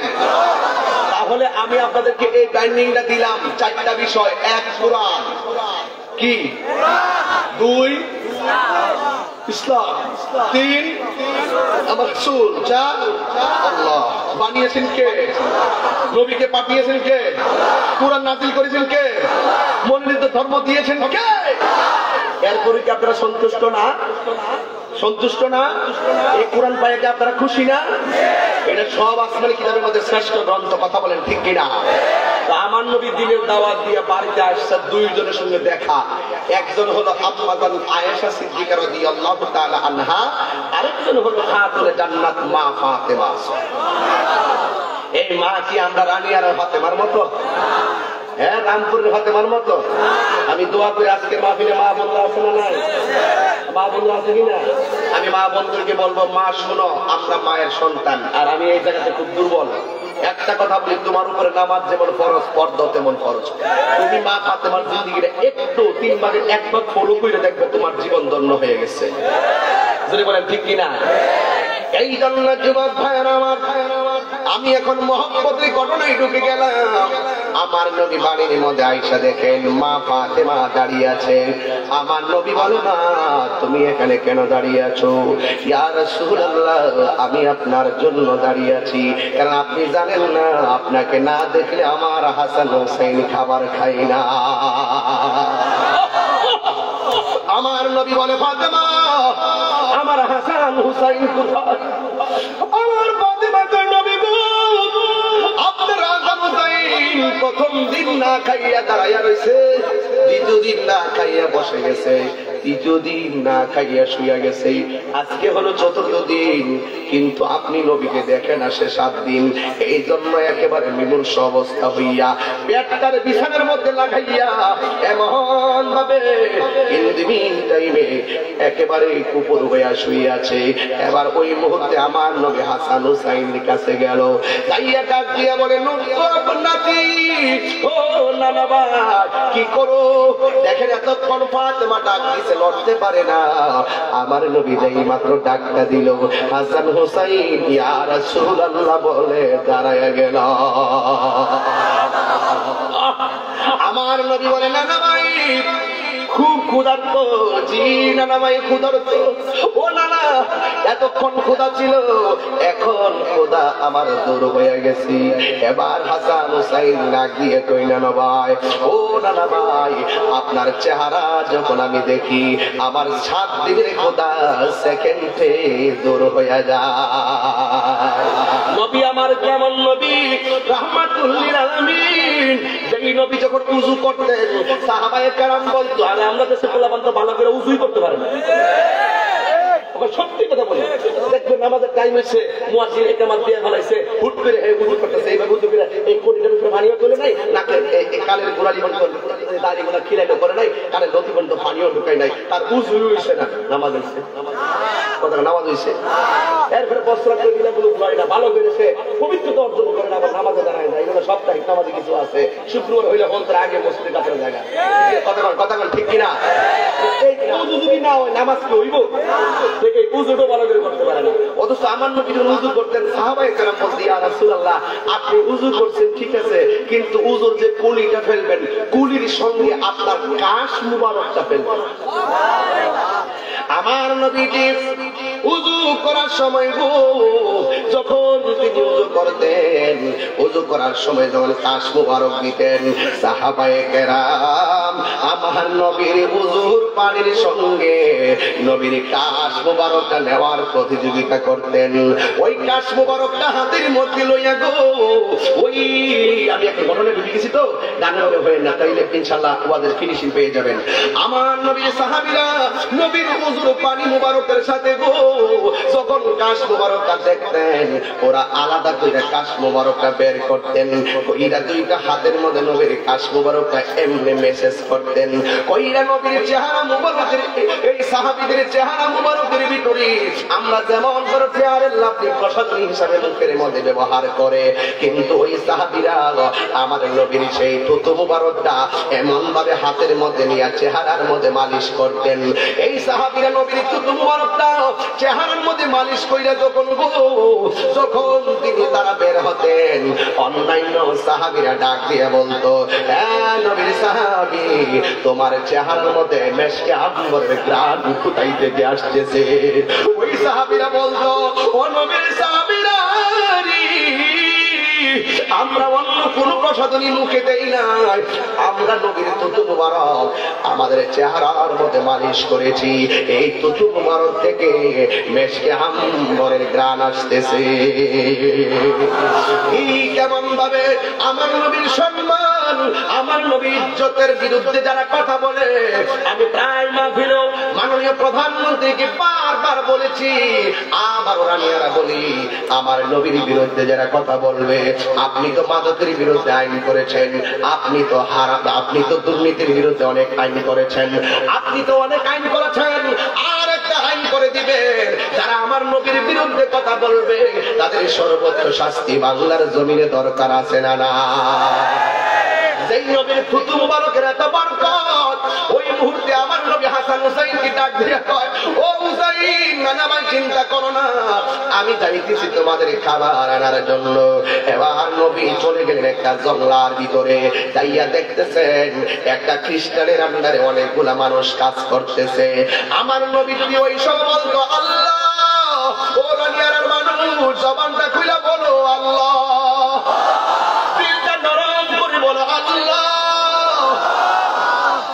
এইভাবে যদি আমার আল্লাহ বলতো, আমার নবী যদি বলতো, আল্লাহ গো, আমার হাসান হুসাইন পেটটা পিঠের সঙ্গে লেগে গেছে, তুমি মেহেরবানি করে আমার হাসান হুসাইনের জন্য একটু খাবার দাও না, কিন্তু আমার আল্লাহ আসমানি খাবার পাঠাইয়া দিত।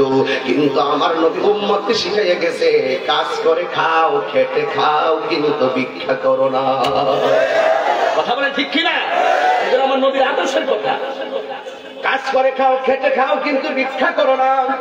আমার নবী যাইয়া বলতেছেন, হে মালিক, আপনার কাছে কোনো চাকরি আসেনি? এবার ওই মালিকে খ্রিস্টান ডাক দিয়ে কয়, আমার কাছে একটা চাকরি আছে। কয় কি? কয় কূপের ভিতর থেকে বালতি দিয়ে পানি তুলবেন, এক বালতি পানি তুলবেন, একটা করে খেজুর দিব, 2 বালতি পানি তুললে 2টা খেজুর দিব। ইন্দিমিন টাইমে আমার নবী হাসান হুসাইনের চেহারা মুবারক, এই চেহারার কথা মনে হয়ে গেছে। আমার নাতিরা না খাইয়া বসে আছে। দেখবেন আমার দেশের মধ্যে নানা যখন বাজারে যায়, দাদা যখন বাজারে যায়, নাতি যখন দাদারে তৈরা কয়, নানা ও দাদা বাজার থেকে মজা আনবেন, দেখবেন সব বাজারের কথা ভুললা গেলেও নাতির বাজারের কথাটা খুব ভালো করে মনে থাকে। কথা বলে না বাজান, ঠিক কিনা? এই জন্য নানা নাতির মহব্বতটা 1450 বছরের ইতিহাস। দেখবেন মেয়ের সন্তানের প্রতি নানার কেমন দরদ থাকে, নাতিদের প্রতি দাদার বড় দরদ থাকে। ইন্দিমিন টাইমে আমার নবী বলে, ঠিক আছে। ওই মুহূর্তে আমার নবী রাহমাতুল লিল আলামিন কেমন নবী, তার হাতের মধ্যে কাজের বালতি, তার হাতের মধ্যে ওই কর্মের বালতি, আর রশিটা নবীর নূরানি হাত মোবারকে নিয়ে গেলেন, নিয়ে বালতিটা কূপের মধ্যে ফেলে দিলেন। একটা বালতি পানি তুললো, একটা খেজুরের পাক পেয়ে গেল, এটা বালতি পানি তুললেন। এমন ভাবে আমার নবী 39টা বালতি পানি তুললেন। রে বাবা, এই ঘটনাটা শুধু ঘটনা না, এটা বড় চেতনার কথা। আমার নবী বলেন, যখন কোন ব্যক্তি চাকরি করবে, গায়ের গামটা জড়াইবার আগে তার মজুরিটা দিয়া দাও। কিন্তু আমার দেশের মধ্যে এই নিয়ম নীতি চলে গেছে। দেখবেন টাকাওয়ালারা বহুত শ্রমিকের বেতন বন্ধ করে দেয়, অথচ শ্রমিকের বাড়িতে বেতন না পাইলে তার সংসার চলে না। কথা বলেন ঠিক কিনা? একটা মাস মালিকে সহজ করে বেতন বন্ধ করে, কিন্তু একটা মাস জীবন অতিক্রম করা তার জন্য সহজ বিষয় না। কিন্তু আমার নবী 39টা বালতি পানি তুললো। আল্লাহ লীলা খেলা বোঝা যায় না। আমার নবীর বালতিটা 40টা বালতির জন্য যখন এই বালতিটা রশিটা ছাইরা দিল পানিতে, হঠাৎ করে বালতির রশিটা ছিঁড়া গেল। যেই মাত্র ছিঁড়া গেল, ওই মুহূর্তে খ্রিস্টান মালিক আমার নবীর কাছে আসছেন। আয়েশা ডাকিয়া বলে, কয় বালতি পানি তুলছেন? কয় আমি 39 বালতি পানি তুলেছি। কয় আর একটা বালতি তুলিয়া 40টা বালতি মিল করেন। আমার নবী, আপনার নবী বলেন, এই বালতির রশিটা তো ছিঁড়া, বালতিটা কূপের ভিতরে পড়ে গেছে, বাস মালিকের সুযোগ পাইয়া গেছে। কিছু অসভ্য মালিক আছে না নাই? তার জ্বর যদি 103 থাকে, শ্রমিকের জ্বর যদি 103 কেন 5 থাকে, কেন 2 দিন কাজে আসে নাই, বেতন বন্ধ করে দেয়? বিবেচনা নাই, বিবেকহীন কিছু মালিক সমাজে আছে না নাই? ওই মালিকটাও এমন সুযোগ পাইয়া কয় বেতন বন্ধ, যতক্ষণ পর্যন্ত পাল্টিটা না তুলবা ততক্ষণ পর্যন্ত আমি তোমারে খেজুর দিব না। এখন আমার নবী 1450 বছর আগে অধিকার আদায়ের স্লোগান দিয়েছেন। আজকে অধিকারের কথা বলে, নারী পুরুষের অধিকারের কথা বলি না, মহিলারা রাস্তায় নাই মাজায়। পুরুষের যেই অধিকার আমারও সেই অধিকার, পুরুষের যেই অধিকার আমারও সেই অধিকার। আমি দাঁড়িয়ে মা তোমার বলিয়া যায়, তুমি মনে করছো আল্লাহ বলি তোমার ঠকাইছে। সমান অধিকারের দাবি নিয়ে রাস্তায় নাই মনে। আমার আল্লাহর হাবিব বলেছেন, নারীর মায়ের পায়ের নিচে সন্তান জান্নাত। সমান অধিকার না, ছেলে যেই ভাগ পাবে মেয়ে সেই ভাগ পাবে। তুমি বুঝো না, তুমি স্বামীর বাড়ি থেকে তোমার স্বামীর পক্ষ থেকে তোমার ভাগ আছে, তোমার বাবার বাড়ি থেকে তোমার ভাগ আছে। তোমাকে ভোগ করতে গেলে মোহরনা দিয়া, টাকা দিয়া, মাল দিয়া ভোগ করতে হবে। তুমি জানো না তোমার মর্যাদা কত বাড়িয়েছে? আল্লাহ হাবিব বলেছেন, আর জান্নাতু তাহতা আকদামিল উম্মাহাত, মায়ের পায়ের নিচে সন্তানের জান্নাত। কথা বলে ঠিক। আজকে অধিকার আদায়ের কথা বলে এইগুলা বলবেন না। মা, আল্লাহ তোমাকে অনেক সম্মান দিয়েছে, তোমার জন্য সবথেকে সেফটি জায়গা হলো তোমার ঘর নাকি বাজার? যেরকম কি ঘর, মহিলাদের জন্য সবচাইতে উত্তম জায়গা, নিরাপদ জায়গা হলো ঘর, আর পুরুষের জন্য উত্তম জায়গা হলো আল্লাহর ঘর, মসজিদ। কথা বলে ঠিক কিনা? আল্লাহর হাবিব বলেন, পৃথিবীতে একটা নিকৃষ্ট জায়গা ভয়ঙ্কর, আর একটা উত্তম জায়গা খুব চমৎকার। নিকৃষ্ট জায়গাটা হলো বাজার, আর উত্তম জায়গা হলো আল্লাহর ঘর, মসজিদ। কথা বলেন না কেন? ঠিক কিনা? আমার নবী অধিকার আদায়ের কথা বলছেন গো। আমার নবী ডাক দিয়া বলেন, আপনার আন্ডারে আমি চাকরি করি, আমি তো বালতির রশি ছিঁড়ি নাই, বালতিটা ছিঁড়া পানিতে পড়ে গেছে, রশিটা এমনি এমনি ছিঁড়া গেছে। এরপরে মালিক ডাক দিয়া কর, যতক্ষণ পর্যন্ত এই বালতি তুলবা না ততক্ষণ পর্যন্ত আমি একটা খেজুরও তোমারে দিব না। আমার নবী বলে, এই কথা বলবেন না, আমি 39টা বালতি পানি তুললাম, আমার 39টা খেজুর আমার হলো প্রাপ্য। যে যতটুকু কাজ করবে ততটুকু বেতন দেওয়ার নামই হলো ইসলাম। কথা কোন ঠিক কিনা? যতটুকু ডিউটি পালন করবে ততটুকু দিতে হবে। কথা বলেন ঠিক কিনা? এই জন্য আমার নবী, আপনার নবী রাহমাতুল লিল আলামিন ওই মুহূর্তে ডাক দিয়া বলেন, আমি যতটুকু পাইছি আমারে ততটুকু আমাকে দিয়া দেন। কিন্তু আমার নবীর কাছে খ্রিস্টানটা ডাক দিয়া বলে, খ্রিস্টানটা ডাক দিয়া বলে, আমার আন্ডারে কত বছর ধরে মানুষের চাকরি করে, এমন অধিকারের কথা কেউ বলে না। আপনারা দেখবেন সমাজে যে লোকটা বেশি উচিত কথা কয় তার দোষ বেশি। কথা কোন ঠিক কিনা? একটা প্রভাব আছে উচিত কথা, উচিত কথা দেখবেন, হক কথা দেখবেন চিতা লাগবো, উচিত কথা দেখবেন চিতা লাগবো। আমার সমাজের বহুত ইমামের চাকরি গেছে সুদকুর বিরুদ্ধে ওয়াজ করতে গিয়ে। কথা কোন ঠিক কিনা? বহুত ইমামের চাকরি গেছে, বহুত খতিবের চাকরি গেছে সুদকুরের বিরুদ্ধে ওয়াজ করতে গিয়ে। আল্লাহ পাঠাইছে আমার সামনে কথা। আমি তো যারা, আমি এমন দুলাই করতাম মসজিদ, বাংলা ওয়াজ করতাম, আমি একটাই কইতাম, এই সুদ তো হারাম, আমি করি নাই, কে করছে? তোরে বানাইছে কে? আমারে বানাইছে কে? তো আল্লাহর বিধান আল্লাহর জমিনে বলবো, তুই না করছে। আমি এইভাবে রাম করে দিতাম। এর লেগে তাহি অনেকের কাছে বানানা। আমার নবী বলছে অধিকারের কথা বলছে, অধিকার। নবীর জীবনী আলোচনা করতেছি, অধিকারের কথা বলতেছি। তুমি যদি একদিন কারেন্টের যদি তুমি 1 মাস চালাও, কারেন্টের বিল দিতে হবে না? কথা বলে দিতে হবে কিনা? তুমি যতটুকু চালাইবা, যতটুকু কাজ করবা, ততটুকু বেতন তোমাকে দিতে হবে। এটাই হলো রাসূলের শিক্ষা। নবী যেই মাত্র বলছে, আমি 39টা বালতি তুলছি, আমার এক খেজুর দিয়ে দেন। এই অধিকারের আদায়ের কথা কেন রাসূল বলল? এই খ্রিস্টান বিয়াদবে তার হাত দুরাইয়া ডান হাত দিয়ে আমার নবীর গাল মোবারক একটা থাপ্পড় মারছে। নাউজুবিল্লাহ, জোরে কন্যা, আরো জোরে কন্যা, নাউজুবিল্লাহ কন্যা। যেই নবীর বদন মুবারকে মশা মাছি বসে নাই, সেই নবীর গাল মুবারকে থাপ্পড় মারছে, আপনি কি মনে করেন?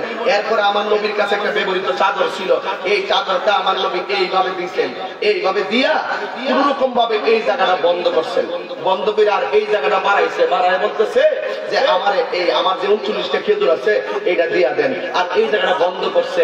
বন্ধ করলো কেন বাবা? এই জন্য বন্ধ করছে, যদি বাড়িতে যাওয়ার পরে হুসাইনে দেখা ফেলায় দাগ গোলার গালেতে লেগে দিচ্ছে, হুসাইন কি আর খাইবো? ফাতেমা কি খাইবো? এইভাবে তিনি এইভাবে গালটা বন্ধ করছেন। আল্লাহ ডাক দিয়া বলে, জিবরাইল আমার বন্ধুরে বলে দেয়, আমার বন্ধু যেন কূপের ভিতরে আঙ্গুল মোবারক দা ইশারা করে, যে মাত্র আঙ্গুল মোবারক দা ইশারা করছে গো, সাথে সাথে কূপের ভিতরের বালতি পানি সহকারে হাজির হইয়া গেছে।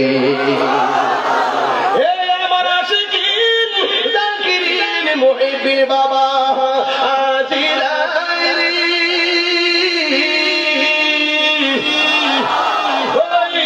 আমার নবী এবার 39টা বালতি তুলছে গো, লাস্টের বালতি হলো একটা, মোট কয়টা? এবার 40টা বালতি তোলার পরে আমার নবীর হাত মোবারকে 40টা খেজুর দিয়ে দিছে। দেওয়ার পরে আমার নবীর মুখটা বন্ধ কইরা এমন ভাবে বালতি এই খেজুর গুলা নিয়ে বাড়িতে চলে গেছে। ও বন্ধুরে, আমি প্রায় সময় একটা কথা বলতাম যে যার জ্বালা সে বুঝে, কিন্তু খ্রিস্টানটা নবীরে থাপ্পড় দিয়া মনের মধ্যে শান্তি নাই। দেখবেন কিছু কিছু মানুষ আছে ঝগড়া লাগা খুন কইরা ফালায়, যদিও খুন কইরা ফালায় রাতের বেলা তার ঘুম হয় না, আমি কারে খুনটা করলাম, তার সঙ্গে আমি চললাম, তার সঙ্গে আমি খাইলাম, ভবিষ্যতে আমি গ্রামে চলবো, কেমনে তার পরিবারের সঙ্গে আমার মুখটা দেখাবো। এই জন্য আমার নবী বলে, জীবনে কোনোদিন মানুষকে খুন করো না, কারণ খুনিদের শাস্তি বড় ভয়ঙ্কর। কথা বলেন ঠিক কিনা? এই জন্য আমার নবীর জীবন থেকে ছোট ছোট জিনিসগুলো বের করতেছি। আরে একসাথে চলবা, কি অন্যায়টা করছে তার বাইরে ভালাই দিব, খুব মেরে সব শেষ করে দিব, রাগের নাম হারাম, জীবনে কোনদিন ঝগড়া করে কাউকে মেরেই ফেলতে হবে এই চিন্তাটা করবেন না। আজকে আপনি যাকে মারতে চেষ্টা করতেছেন বা মেরে ফেলছেন, আজকে ঝগড়া করার পর তাকে খুন করে ফেলছেন, এমনও হতে পারে আপনি সে যদি মারা যায় 2 দিন পরে মীমাংসা হবে, কিন্তু মা তার সন্তানকে হারিয়ে ফেলছে, ভাই তার ভাইকে হারিয়ে ফেলছে, বোন তার ভাইকে হারিয়ে ফেলছে, স্ত্রী তার স্বামীকে হারিয়ে ফেলছে। ঠিকই তো আপনি এই সমাজে তাদের সাথে চলাফেরা করবেন, একটা মানুষের সঙ্গে ঝগড়া হলে তাকে মেরে ফেলতে হবে, এই চিন্তা কিন্তু আল্লাহর পক্ষ থেকে আসে না, এটা শয়তান তোমাকে জাগ্রত করে দেয়। কথা বলেন ঠিক কিনা বলেন? এই জন্য আমি বলছিলাম ওই শয়তানকে আল্লাহ পাক কিন্তু সেই ক্ষেপণাস্ত্র দিয়ে ধ্বংস করবেন, এটাই মনে রাখবেন। শয়তান বিতাড়িত। কথা বলেন ঠিক কিনা? এই জন্য আমার নবীকে যখন আঘাত করছে, আমার নবী ঠিকই চলে গেছে, কিন্তু খ্রিস্টানের অন্তরে রাত্রি বেলার ঘুম আসে না। আল্লাহ তো বলবেন না, খ্রিস্টানের রাত্রি বেলা ঘুম নাই। খুব মনোযোগ, গভীর রজনীতে ঘুম নাই। এবার মনে মনে কয় লোকটা কেডারি, আমি তারে মারলাম, একটা প্রতিবাদ করে না। আমার নবী তো শিখাইয়া গেছে, প্রতিশোধ নেওয়ার নাম ইসলাম না, ক্ষমা করে দেওয়ার নামই হলো ইসলাম। কথা বলেন ঠিক কিনা? এবার খ্রিস্টান রাতের বেলা ঘুম নাই, কি করলাম, কারে মারলাম, এই লোকটার এমন ভাবে আঘাত করলাম, একটা প্রতিবাদ করে নাই, একটা কথাও বলে নাই, কিন্তু যতটা কথা বলছে অনেক সুন্দর কথা বলছে। এই লোকটা কেডারে, চেহারা দিকে তাকাইলে শুধুমাত্র মায়া লাগে। এই লোকটাকে আঙ্গুলের ইশারা দিয়া কূপ থেকে বালতিটা তুললে ভাবছে, এই লোকটাকে তার শান্তি নাই, রাতের বেলা ঘুম নাই। মনে মনে কই আমার আম্মা যে কালিমা পড়া মুসলমান হয়েছিল, আমার আম্মা যে মরার আগে কইয়া গেছিল, ও পুত্রে তুই তো ইসলাম ধর্ম গ্রহণ করস না, আমি এমন নবীর কাছে কালিমা পড়া মুসলমান হয়েছি, তাকে মারলে ও কোনো প্রতিশোধ নেই না।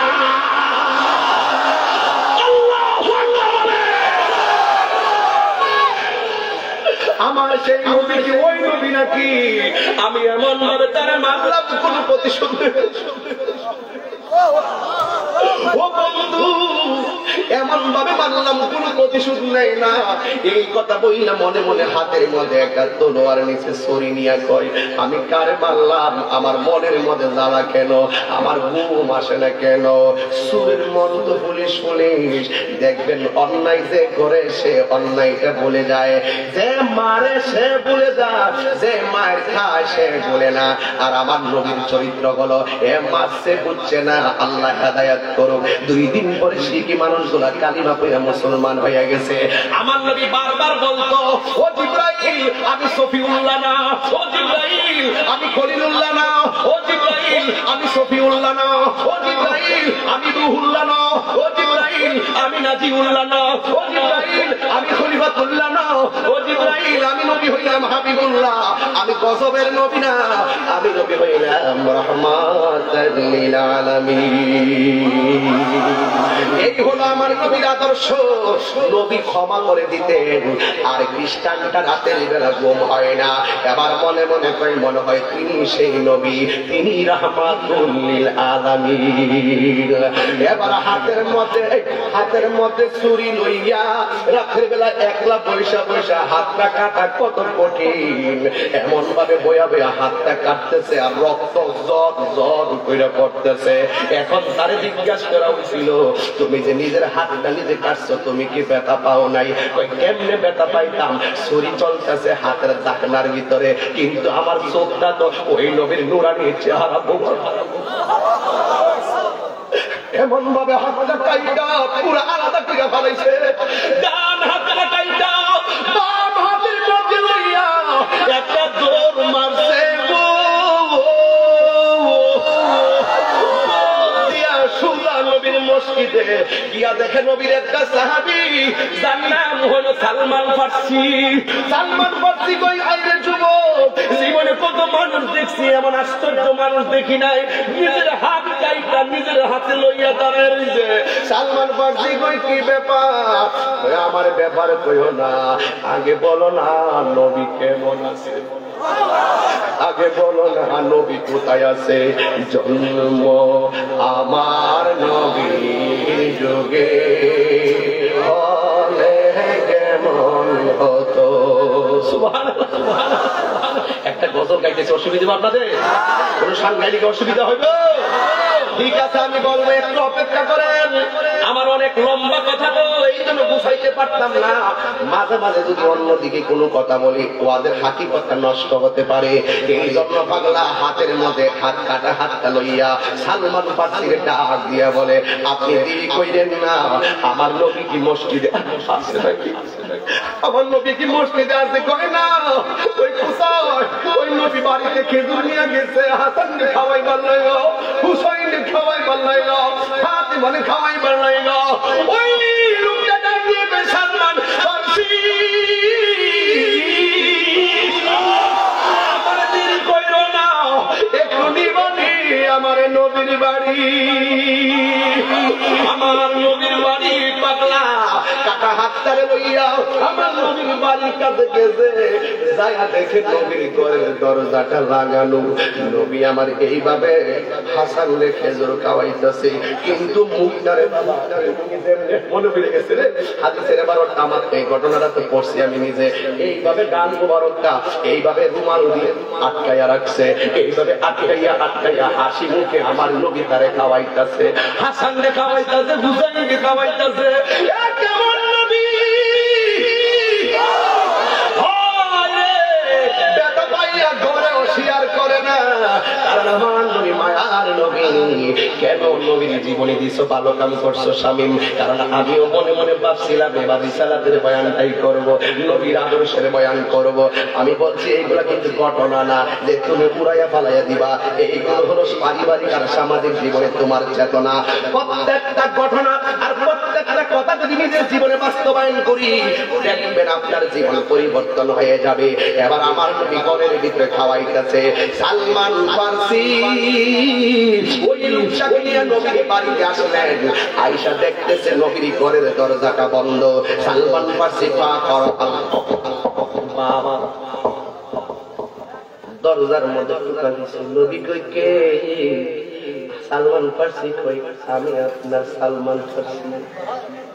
দরজাটা খোলা, হাসান দরজাটা খুললেন, খুলে সালাম দিলেন। আমার নবী আস্তে আস্তে আসছে, কিন্তু তখনও নবীর গাল মোবারকে এইভাবে রুমালটা দিয়া পেঁচাইয়া রাখছে, এইভাবে লাগাইয়া দিয়া যখন দরজার মধ্যে আসলো, আয়েশাতে কাছে ওই যে লোকটা নবীর তাকবীর দিয়েছিল, ওই লোকটা কাটা হাত লইয়া মাথাটা নোয়াইয়া শরমে এমন ভাবে দাঁড়াইয়া আসামির বেশে দাঁড়াইয়া চোখের পানি বালাইয়া কান্দে যে, ও রানিয়ার বাবারা,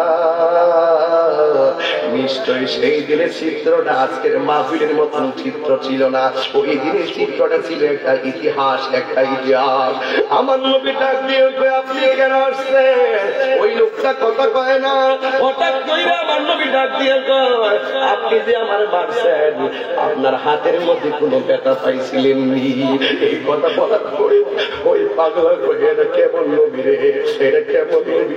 আমার মায়ের খবর ল, আমি মারছি, আমার হাতের খবর নে। নবীর মুখের মধ্যে কাপড় দিয়া পেঁচাইয়া রাখছে, নিশ্চয়ই নবীর ব্যথার কারণে এটা পেঁচাইয়া রাখছে। এই লোকটা ডাকি, নবী আমার হাত দিয়ে আপনার আঘাত করছি, নবী গো, ও মায়ের নবী,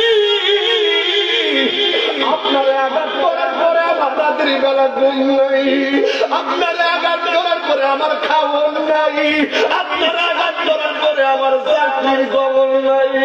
নবী গো, ও নবী, আপনি আমার মাফ করে দেন। ও মায়া নবী গো, আগে জানলে তোমায় কষ্ট দিতাম না। তুই যে আমার আল্লাহর বন্ধু, আগে আমি জানতাম না, জানলে আমি কোনদিনও জানলে তোমায় কষ্ট দিতাম না, আগে জানলে তোমায় কষ্ট দিতাম না।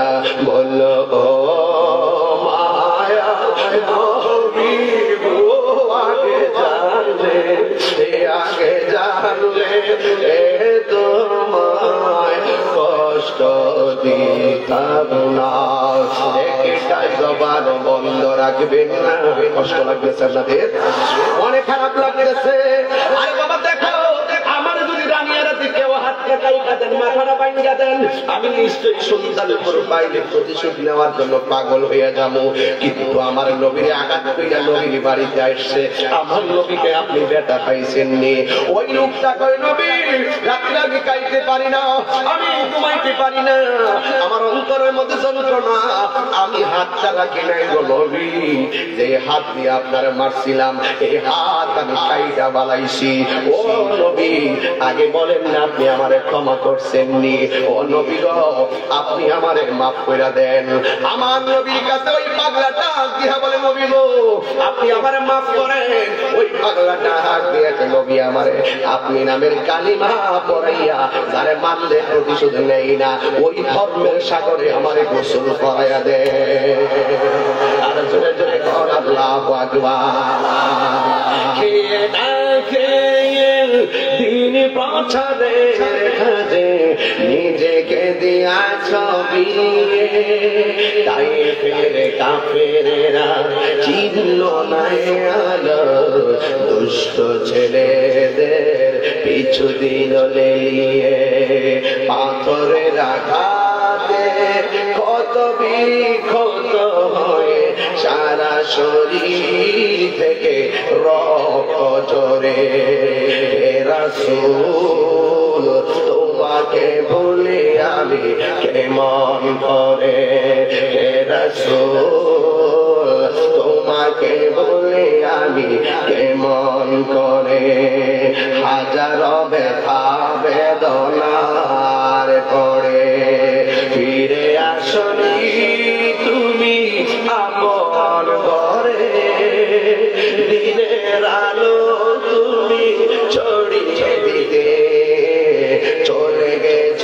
মদিনায় মক্কা ছেড়ে হে রাসূল তোমাকে ভুলি আমি কেমন হেরার গুহায় তোমারই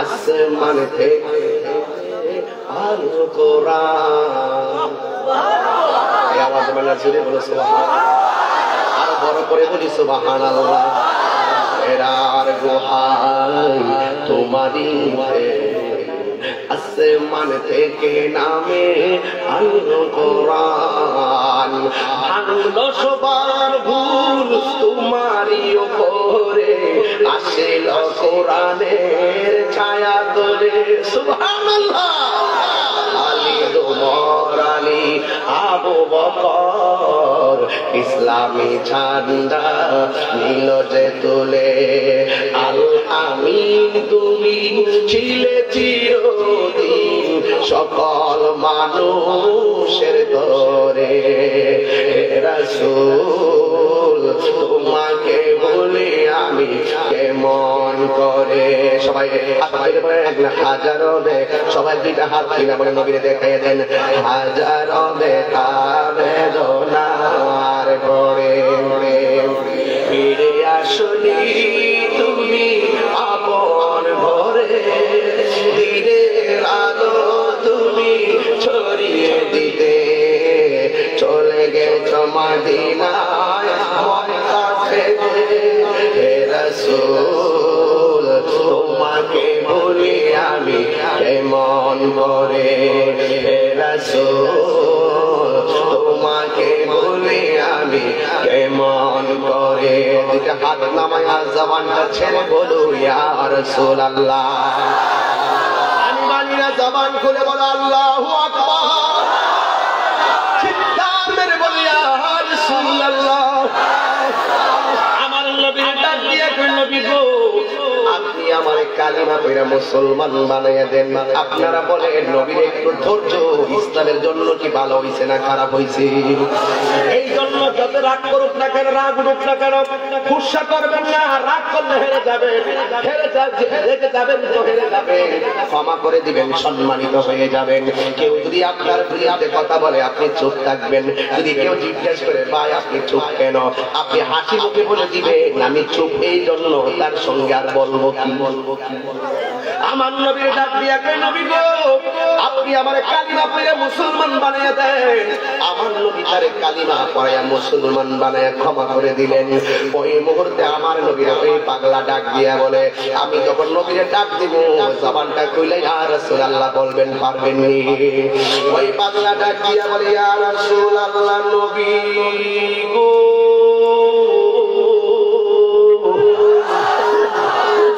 আমারে হাসি মুখে বিদায় দিলেন আমি এখন খেজুরের বাগানের সব কর্মীর কাছে আমি চাকরির কথা বলবো না আমি দিনের দাওয়াত দিব কোরআনের দাওয়াত দিব এই কথা বইলা বিদায় হওয়ার সময় আমার নবী ডাক দিয়েছে পাগলা দাঁড়াও তুমি যখন আমারে তাপ্পর দিয়েছিলা তুমি জাতে ছিলা কি ওই আমি জাতে ছিলাম খ্রিস্টান আমার কাছে যখন হাতটা কেটেছিলে তখন তুমি কি ছিলে কই আমি ছিলাম খ্রিস্টান কই তুমি যখন আমার কাছে হাত নিয়ে এসেছো তুমি কি ছিলে কই খ্রিস্টান এখন তুমি কি আমি এখন হলো মুসলমান আল্লাহ কইছে ইসলামে প্রবেশ করো পরিপূর্ণভাবে দেখেন ওই পাগলা খালেস নিয়ে তো দয়া করার করছে আমার নবীর মন জয় করে ফেলাইছে আমার নবী বলে পাগল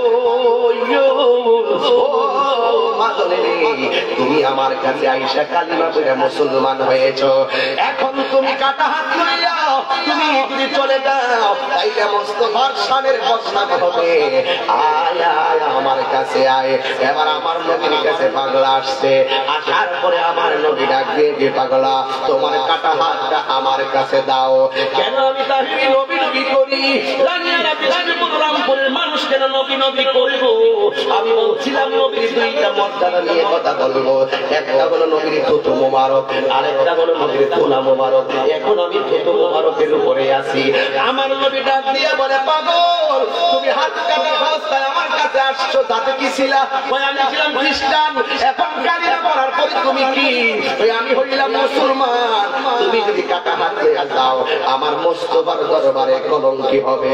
এবার আমার নবী কাটা হাতটারে নবীর হাত মোবারকের মধ্যে নিয়েছে, নবীর হাত মোবারকের মধ্যে নিয়ে আমার নবীর থুতু মোবারকটা আমার ওই পাগলার কাটা জায়গার মধ্যে সুপার গুলো দিয়ে যেমন মনের কাটা দিয়ে মানুষকে কোনো কিছু লাগায়, আমার নবীর থুতু মোবারকে এত বরকত, আমার নবীর থুতু মোবারকটা দিয়া ওই পাগলার কাটা জায়গার মধ্যে লেপ দিছে।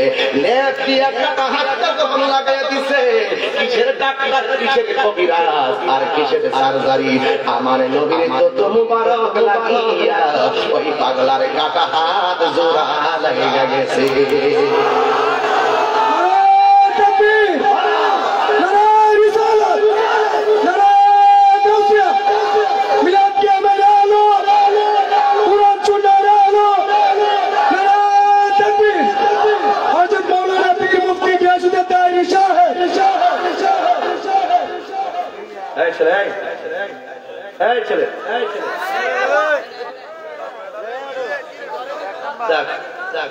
কিশোর বয়সে বলাবান তো কিশোর বয়সে বলাবান এখন বড় ডেঞ্জারাস, এরা যুবক থেকে আরো বেশি ডেঞ্জারাস। এই কিশোর বয়সে বলাবান এই অল্প বয়সে তারা ওই আমার কাছে একটা প্রশ্ন আসছিল, কেদারে বলছিল যে বাবার মৃত্যুর আগে বড় সন্তানের কাছে ছোট সন্তানের দেখাশোনার দায়িত্ব দিয়ে ওসিয়ত করে যায়, সেই ওসিয়ত অমান্য করলে এর পরিণতি কি? যার যার দায়িত্ব সম্পর্কে কেউ যদি অবহেলা করে, যার যার দায়িত্ব যদি সে পালন না করে, প্রত্যেকে দায়িত্ব সম্পর্কে জিজ্ঞাসিত হবে। কথা বলেন ঠিক কিনা বলেন? ছোট ভাইয়ের দায়িত্ব বড় ভাইয়ের উপরে, কখনো কখনো বড় ভাইয়ের দায়িত্ব হয়ে পড়ে ছোট ভাইয়ের উপরে। কথা বলেন ঠিক কিনা? অনেক সময় দেখা যায় বাপ মার জায়গা বড়টার কাছে হয় না, ছোটটার কাছে হয়। এটা শেষ পর্যন্ত বাপ মা না পাইরা ছোটটার কাছে আশ্রয় নেই, অথচ ছোটটা থাকে বেকার আর বড়টা 3 তলা বিল্ডিং ও ঘুমায়। হ্যাঁ অফিসার লাগছে বেতন, বাপ মা থাকে রানী আর বিষ্ণুপুরের ভাঙ্গা ঘরের ভিতরে আকারে 3 লাখ টাকা বেতন খা, বউ জীবত লইয়া একেবারে ওই ঢাকা শহরে বাস করে, তাই নিয়ে অফিসার। বাপ যখন যায় লঙ্গিটা বইরা দারোয়ানরে কইয়াতে করি একটা লুঙ্গি ফিরে লুকাই মুখে দাঁড়িয়ে আছে, এটা আইলে ঘরে ঢুকতে দিস না, আইলে ঘরে নিয়ে বইস। আমি কই এটা অভিশাপ না, এটা সমাজের অভিশাপ। কথা বল ঠিক কিনা? এই জন্য যে তার দায়িত্ব সম্পর্কে যদি সে পালন না করে, সে অবশ্যই দায়িত্ব সম্পর্কে জিজ্ঞাসিত হবে, কেউ বাঁচতে পারবে না। আমি বলছিলাম কিশোর বয়সের পোলাপান এরা দেখবেন ম্যাক্সিমাম মোটরসাইকেল চালায়, বাপ মারে বাধ্য করে, নাইলে তুমি লেখাপড়া করতাম না। আবার কিছু কিছু পোলাপান ইদানিং নতুন রোগ হয়েছে, বিদেশ জামুগা, নাইলে পড়তাম না, পরে নাম এই মেট্রিক পাস 8 পাস করলো, ছোট ছোট পোলাপান 5 মিনিটের মধ্যে বয়স বাড়াই দিয়া বিদেশ সরাইছে না, 10 বছর ঘুরে আইবি, আইলে হতে কোনো মূর্খ মাস্টার। এই মূর্খ গুলো এই অল্প সময়ে যেগুলো জায়গা, বাপ মার বড় স্বপ্ন থাকে পোলাপান গুলোরে একদিন বড় লেখাপড়া করে একটা প্রতিষ্ঠিত করবে। তুমি যদি লেখাপড়া করে মারিও কারো, এরপরে তোমার সম্মান আছে। কথা বলে ঠিক কিনা? বাপ মার সম্মান স্বপ্নকে ভাঙ্গা তুমি বিদেশ যাই বড় লোক হয়ে যাবে, যে পোলাপানে বাপ মার জিম্মি করে বিদেশ গেছে, একটারও শান্তি নাই। কথা বলে ঠিক কিনা? বলে বিদেশ যাও কোনো আপত্তি নাই, কিন্তু বাপ মারে কষ্ট দিয়া না। এখানে কিছু প্রশ্ন আসছে, আমি উত্তর করে দিতে হবে। আমি দেখেন, আমি গজল বলছি কয়টা? একটা। কয়টা গজল বলছি? একটা। কেন বলছি জানেননি? এই ঘটনা যদি আমি গজল গায়ে গাইতাম তাহলে 2.5 ঘন্টা যাইনি, আমি শেষ করতে পারলাম না। এরপরে একটা কথা বলি আপনাদের কাছে, আমার নবীর থুতু মুবারক আমাদের মতো, যেই নবীর থুতু মুবারক লাগলে কাটা হাত জোড়া লাগিয়ে যায়। ওই আমি যখন সিটাগাং যাই তখন আমি আবার একটা বাপ নিয়ে যাই, কারণ সিটাগাং হলো আমরা সুন্নি জামাতের ক্যান্টনমেন্ট। কথা বল ঠিক কিনা? এখন শুরু করছি উত্তরবঙ্গে যাওয়া। কোথায় যাওয়া? উত্তরবঙ্গে যাওয়া শুরু করছে, ওই যে সাতক্ষীরা, কুষ্টিয়া, এই দিক দিয়ে আমাদের কোনো বিচরণ নাই। এখন আমি সামনে 19 তারিখে যাবো সিরাজগঞ্জ, বগুড়া যাওয়ার জন্য ফোন আসতেছে, দিনাজপুর, সৈয়দপুর, নীলফামারী, ওই দিকে আমাদের যাওয়া দরকার। আমরা যদি ওই দিকে আগে থেকে যাইতাম তাহলে ওই দিক তো সুন্নিয়তের মার কাজ হয়ে যেত। এখন বর্তমানে অনেকগুলো মানুষ অন্ধ, অনেক দিনের মেসেজ তাদের কানে সঠিকভাবে এখনো পৌঁছে নাই। এরা বুঝতেছে ওয়াজ করতেছে, যেটা বলছে এটা ইমান আকিদা যে কি জিনিস এখনো অনেকে বুঝে না, যদিও আস্তে আস্তে বুঝতেছে, বুঝবে। যাই হোক, করে দিলাম। যাই হোক, একটা কথা হলো, আমার স্পষ্ট কথা হলো, বাবা হক কথা বলবেন। কি কথা বলবেন? এই যে ছোট্ট পোলাপান, কিশোর বয়সের পোলাপান, এগুলা মোটরসাইকেল চালানা, চালানোর মধ্যে কোনো স্বাধীনতা আছে? দেখবেন এরা চুল আবার এদিকে লাল করবো, আমাদের খাওয়াই লেগো। এরপরে এক জাতের কি সুরি বড় ভাতলারি, নিচেটা সাদা কালা মিলাই মেঝে পরে ইডি, আর একবারে ওই দিনে দেখছি একবারে এমাদা কাটা, এই দিকটা কাটা, পরে এই দিকটা কাটা। আমি যেখানে সিরাটা কত ছিল দেয়া নাই নাকি থাকবো না, ওই পরশু দিন কিনে আনছে সিরাটা, পরশু দিন কিনে আনছে। আগে নিচে দেখছি লঙ্গিটা সিরাই গেল গা, আমার দেখছি বইটা দিয়া ওই সুই দিয়া সুতা দিয়া সুন্দর করে এটা সিরাই দিছে। পরে বেশিরভাগ করলাম যদি আস মাঝে মাঝে আব্বা আব্বা দিক কালে বুঝি কে কিন্তু গেলাইছি কই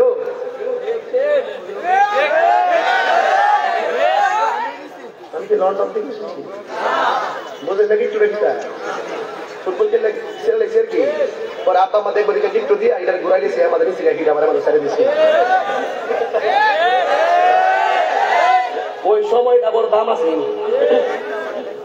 হুটকির পর্দা যখন হিন্দু হুটকির পর্দা দিয়ে ভাড়ার মধ্যে ভাড়া একজন বাদ দিয়ে যখন গরম বাদ দিয়ে মাইকে টেকে জড়া বানাই দিছে, ওখানে মনে হয়েছে মাত্রা চিন্তার মধ্যে লাগিয়ে দিচ্ছে।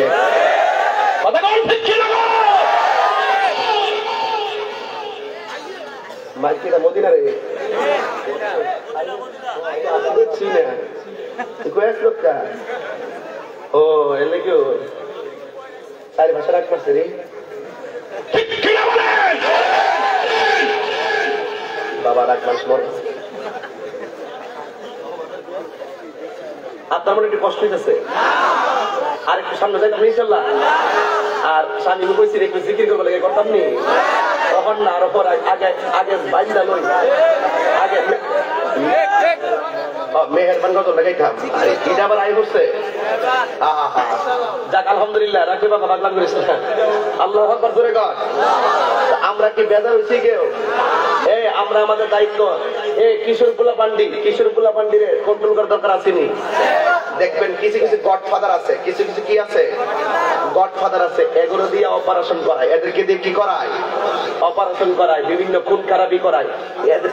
এদেরকে যদি জিজ্ঞেস করেন এই কাজটা করলে কি লেগে ছোট ছোট পোলাপান করবো আমরা বড় ভাই কিছু বড় ভাই, এদের আবার একটা বড় ভাই আছে যিনি বিভিন্ন ধরনের গডফাদার মুখোশধারী এদেরকে দিয়ে বিভিন্ন অপারেশন করায়। এই জন্য এই কিশোর বয়সের পোলাপান করে আমি একদিন আজকে লাইন আনতে পারতাম না। প্রত্যেকের শিশুদের সন্তানদের বাপ মা টেক কেয়ার করতে হবে, ঠিক কি না বলেন? আপনার ছেলে কোথায় যাচ্ছে, কার সঙ্গে ফিরছে, কোথায় যাচ্ছে, কয়টার সময় বাড়িতে ফিরতেছে, রাত্রে কটার সময় কম্বলে নিচ্ছে, মোবাইলটা ছাড়া দেখতে হবে। রাত্রে করে যায় তুই দরজা খুলে ঘুমাবি, তোর কে দরজা লাগে এই বয়সে দরজা খুলে ঘুমাবি, মাঝে মাঝে ভাড়া দিবেন কয়টা পর্যন্ত মোবাইলটা ছাড়া। আর মাঝে মাঝে দেখবেন এইভাবে কম্বলটা দিয়ে ভিতরে মোবাইল চালাই দিল্লি ভাইয়ের আর পাবজি গেমস খেলে, কথা ঠিক না বেটি? এইগুলো এখন থেকে চলবে। বাবা মা দরজা খুলে রেখে বয়স অল্প, পরিবার নাই, হ্যাঁ এই ইয়াং বয়সের যুবক খোলা পাঞ্জি আছে, ইডি দরজা লাগায় ঘুমাইতে পারতো না। এইগুলো দরজা খোলা থাকবে, ভিতরে দরজা রাখবেন, বাহিরের দরজা বন্ধ, ভিতরে যদি কোনো পার্সোনাল রুম থাকে এই দরজাটা খোলা রাখবেন। বাপ মা দায়া সুন্দর করে মাঝে মাঝে চেক দিবেন, আলগা করে থাকলো তারা চেক দিবেন যে সে রাত্রেবেলা কয়টা পর্যন্ত মোবাইলটা টিপে, কথা বলে ঠিক না বেটে?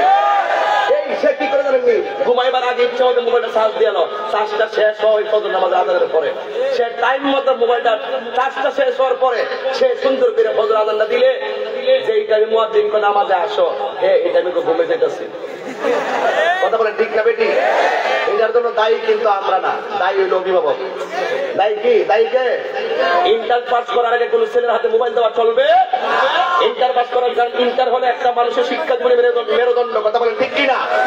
এই ইন্টার পাসটা হলো একটা শিক্ষাগত জীবনে মেরুদণ্ড। এই ইন্টার পাস করার আগে ছেলেদের কিসের মোবাইল? আজকে আমি একটা কথা বলে দিয়ে যাই, ওই যে থাকবো না কিন্তু একটি কথা মাথায় রাখবেন, আমার মনে হয় এই 20 বছরের ভিতরে, আমার মনে হয় আর কি 20 বছরের ভিতরে শিক্ষাগত যে ছেলেরা, ছোট্ট ছেলে যারা আছে, এদের শিক্ষার শিক্ষার যে হার, এই হার একদম $0 চলে আসবে। কারণ অলরেডি চলে আসছে, আরো চলে আসবে, কথা বলেন ঠিক কিনা বলেন? এই মোবাইলের কারণে ছোট্ট শিশুগুলা অনেক নষ্ট হয়ে যাচ্ছে। অনেক বাপ মা কি করে জানেননি, হুজুর মোবাইল না দিলে, কার্টুন না দিলে ভাত খানা,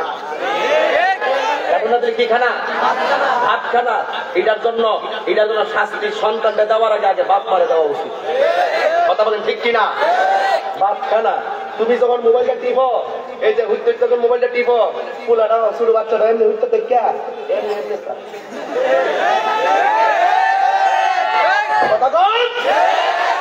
তুমি সন্তানের সামনে মোবাইল চালাইছো বলেই সন্তান এমনি এমনি দুধ খেতেছে আর এমনি চায় দিচ্ছে, চায় দেখতেছে। তুমি কি দেখো, দুই করে বলা মোবাইল দাও নাহলে ভাত দেন মা, কথা বলেন না কেন? মোবাইল একটা গজব, মোবাইল একটা কি এটা মিথ্যার ফ্যাক্টরি। কই আছো? আসি ওই যে কুমিল্লা ক্যান্টনমেন্ট কবলে যায় ফেনি আছে। এই মোবাইল হলো একটা ক্যান্টনমেন্ট, একটা মিথ্যার ফ্যাক্টরি। এই জন্য মোবাইল যদি উপকার করছে এর চেয়ে বেশি ক্ষতি করছে। আগে যখন বিদেশ থেকে সিডি লিখছে 15 দিনে সিডিটা লিখছে, 15 দিনে আইছে, 15 দিন কেন মাসের পর মাস একটু পরে পরে মা সিডি গুলে গুলে পড়ছে আর কাঁদছে, ফুলার লেগে দোয়া করছে, ফুলাও কান্দে মাও কান্দে। আগে ভালোবাসা আছি, এখন ফুল দিয়ে আমার কিতা করে খাইছো নি, আচ্ছা রাখা দো, এখন ব্যস্ত আছি। মোবাইল আইছে মায়া মমতা কমে গেছে। নবীর আদর্শ কি বলছিলাম? নবীর আদর্শ, এই আদর্শ যখন ঘরে থাকবে আপনার ঘর আলোকিত হয়ে যাবে। যখন নবীর আদর্শ সমাজে থাকবে এই সমাজে শান্তি নাজিল করবে কে? তো আমার স্বামী মেয়েকে গজল বলতে বলছেন, আপনারা বলতে হবে রহমান কে। যদি কোনো মুরব্বী উঠে চলে যেতে অসুবিধা নাই, যদি কোনো পোলাপান উঠে দাতা মাইরা ধরবেন। রাজি আছেন নি? তাইলে আমি গজলটা গাই, বিদায় বেলা আওয়াজ করে একটু বলবেন মেহেরবান তুমি মেহেরবান, মেহেরবান তুমি মেহেরবান, মেহেরবান তুমি মেহেরবান, মেহেরবান তুমি মেহেরবান। এই মাহফিলে আনছে কে? আর কে? আমি পাপী গুনাহগার, তুমি ছাড়া কে আছে আর? ক্ষমা কর ওগো প্রভু, তওবা করি বারে বার। ইয়া রহিমু রহমান, ইয়া কারিমু মেহেরবান, ইয়া রহিমু রহমান, ইয়া কারিমু মেহেরবান, মেহেরবান মাশাআল্লাহ। মেহেরবান তুমি মেহেরবান, মেহেরবান তুমি মেহেরবান, মেহেরবান তুমি মেহেরবান। জেনে না জেনে হাজার পাপের সাগরে ডুব দিয়েছি, পথ হারিয়ে ভুলে, বুঝে না বুঝে হাজার পাপের সাগরে ডুব দিয়েছি, পথ হারিয়ে ভুলে। নিজের পথে নিজের সকাল বিকাল সাজে, নিজের পথে নিজের সকাল বিকাল সাজে, জুলুম করেছি বারে বার। ইয়া রহিমু রহমান, ইয়া কারিমু মেহেরবান, ইয়া রহিমু রহমান, ইয়া কারিমু মেহেরবান, মেহেরবান তুমি মেহেরবান, মেহেরবান তুমি মেহেরবান। এই ছেলে ওঠো না, ওঠো ওঠো ওঠো, দাঁড়াও পাঞ্জাবি গো মাদ্রাসায় পড়ো, তাই মাদ্রাসায় পড়ো, পড়ো না, তোমার আমার কাজে লাগবে, এর লেগে দাঁড় করাইছি। কারণ প্রথম প্রশ্নের উত্তরই তোমার লইয়া।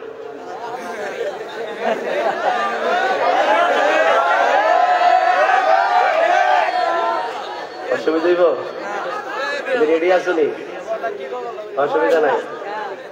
এই বাবা, বাজান, বাবাজি আসতেছেন নি? এখন দোয়া দিয়ে দেবো ইনশাল্লাহ হিসেবে দেবেন না, অসুবিধা নাই। একটু সময় লাগবে, আজকে কথা বেশি। তোমার আমার দরকার আছে, কেউ কইতাম নিও, দরকার আছে কইতাম নি। তোমার আমার দরকার হইল, একজনে প্রশ্ন করছে আমারে, এখানে লেখছে আহলে হাদিসের এক বক্তা মুজাফফর বিন মহসিন 5 কল্লি টুপি ছিঁড়ে ফেলে এবং বলে এটা নাকি পাক পাঞ্জাতন শিয়াদের মতবাদের টুপি, এটা বলা কি? আমরা যে আমার জীবনে আমি 19 বছর ধরে ওয়াজ করি, আরো বেশি হয়ে গেছে, ঠিক কিনা? আজ পর্যন্ত শুনছেন নি যে কোন টুপির বিরুদ্ধে ওয়াজ করছেন? কথা কয় না। কেউ সুক্কা টুপি পরবো, কেউ কিস্তি টুপি পরবো, কেউ পাঁচকুল্লি পরবো, কেউ চ্যাপটা টুপি পরবো, কেউ উষা টুপি পরবো। টুপি নিয়ে কোনো সমস্যা আছে? কথা কয় না। টুপি নিয়ে কোনো সমস্যা আছে? তোমরা কথা বলে তো আমি উত্তরটা দিতে পারছেন না। আমিও তো মায়েরা দিতেই বল। কথা বল ঠিক কিনা? টুপি নিয়ে কোনো সমস্যা আছে?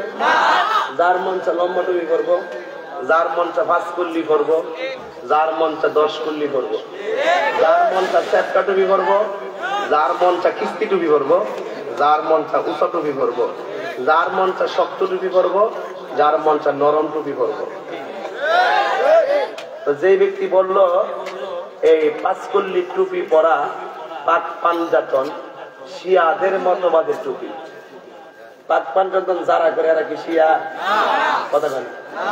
আর টুপি পরলে কি শিয়াদের যে অনেকগুলো আলামত আছে, শিয়াদের অনেক মূলনীতি আছে, মূলনীতির মধ্যে কি 5 কুল্লি টুপি পরলে শিয়া বা 5 কুল্লি টুপি যারা মানে এরকম কোন মূলনীতি লেখা আছে? তো উনি যে এইভাবে মন গড়া টুপি দিয়ে একটা গোষ্ঠীকে নবী পাকের টুপির সুন্নাহর উপরে অ্যাটাক করলো, এটা কি সঠিক হয়েছে? সঠিক হয়েছে?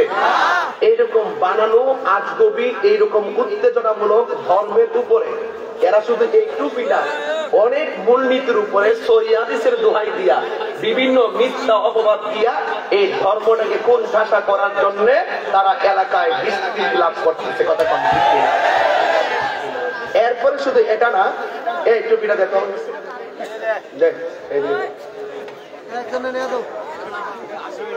এই টুপি সে ওয়াজ করছে, এগুলোকে প্রশ্রয় দেওয়া যাবে না। একটা টুপি পরবে, টুপির উপরে সেইভাবে শিয়াদের তুকমা লাগাইয়া শুধু টুপিটাকে হাতে নিয়ে সে টুপিটারে বলতে যায় এটা সিরা ফেলা। একটা টুপি কি মানুষের আসল পরিচয়? আল্লাহ কি কারো ড্রেসের দিকে তাকাইবো? কারো চেহারা দিকে তাকাইবো? আল্লাহ তাকাইবে কোথায়? অন্তরের দিকে। আল্লাহ তাকাইবে কোথায়?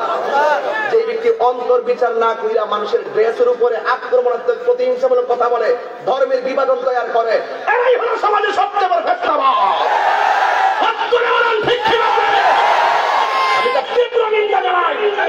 যারা এইরকম ভাবে মাঝে মাঝে আজবি কথা বলে সমাজের মুসলমানদের মধ্যে বিভ্রান্তি সৃষ্টি করতে, কথা ঠিক কিনা? একটা পাক পাঞ্জাতনের উপরে সে একটা তহমত লাগাই দিচ্ছে। পাক পাঞ্জাতন যারা করে তারা কি মানে পাক পাঞ্জাতনকে ভালোবাসা কি করে অন্যায়? আহলে বাইতকে যারা কটাক্ষ করে, আহলে বাইতের তকমা লাগাইয়া এই টুপির উপরে বিদ্বেষ যারা পোষণ করে, এরা কখনো ধর্মীয় শায়েখ হতে পারে না। কথা বলেন ঠিক কিনা বলেন? এই জন্য এই হলো এই সমস্ত কটূক্তি যারা করেছে, আমি অনতিবিলম্বে মুজাফফর বিন মহসিন সাহেবকে বলবো আপনি তওবা করে নেন। আপনি প্রকাশ্য জাতির সামনে ক্ষমা চান। যদি বলেন ঠিক কিনা বলেন? আজকে এই টুপির বিরুদ্ধে কথা বলবে, 2 দিন পরে আবার আমারে বলবে এই ভাগরি করতে গেছে, এই শিখদের জিনিস। এর পক্ষে সবই সম্ভব। কথা বলেন ঠিক কিনা? এরা বলতে বলতে মুখ আইসা পড়ছে, কইতে কইতে খাইতে খাইতে পেট আইসা পড়ছে। এই জন্য আপনারা অনেক সময় কিছু কিছু টপিক শুন না, তারা ঘরের ভিতরে পয়সা থেকে টপিক দিয়া মানুষকে বিভ্রান্ত করে। কিছু পোলাপান আছে এদের অন্ধভক্ত হয়ে যাচ্ছে। মনে রাখবেন, অলরেডি হয়ে গেলে কি হবে? জবাব একদিন কবরে দিতে হবে। মনে রাখবেন এই কথাগুলো। ঠিক কিনা বলেন? এরপরে এগুলো যেগুলো সেগুলো সহজ, এগুলো নিয়ে কোনো আলোচনা দরকার না, কিন্তু মূলত টপিক ছিল এগুলোই।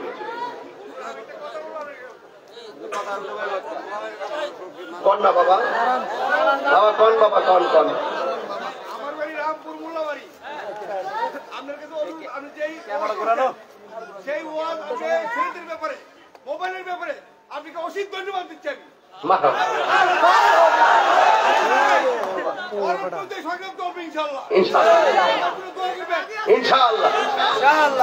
আপনার বাড়ি কি রামপুর? জান আপনি কি আপনার বাড়ি প্রেমপুর? আপনার কথা আমার পছন্দ হয়েছে। আপনি তোমার মোল্লাবাড়ি, আমিও মোল্লাবাড়ির বলা, ঠিক কিনা? আল্লাহ আপনার নেক হায়াত দান করুক, আমিন কন। আর আপনি যেই জায়গায় আপনি অভিভাবক হয়ে যেভাবে দাঁড়িয়ে গেছেন, ইনশাআল্লাহ আমার ইচ্ছাতে আমাকে দাও তুমি। ইনশাআল্লাহ। আপনাকে অভিভাবক হিসাবে আমার কথাটা যেটা আমল নিছেন, আপনাকে আমার পক্ষ থেকে এই বিষ্ণুপুর রানিয়ার পক্ষ থেকে আপনাকে অনেক মুবারকবাদ। কথা কন ঠিক কিনা? ঠিক আছে, এইভাবে প্রত্যেকটা অভিভাবক সচেতন হতে হবে। আচ্ছা, আপনারা এখানে আহাদ হাদিসে কেউ আছে?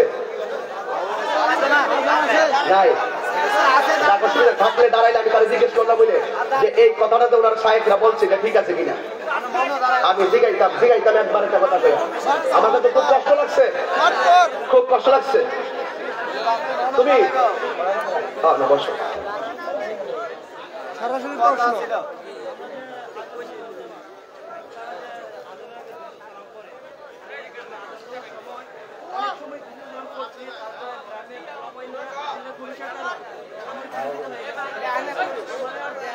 আচ্ছা বসো, বুঝছি আমি।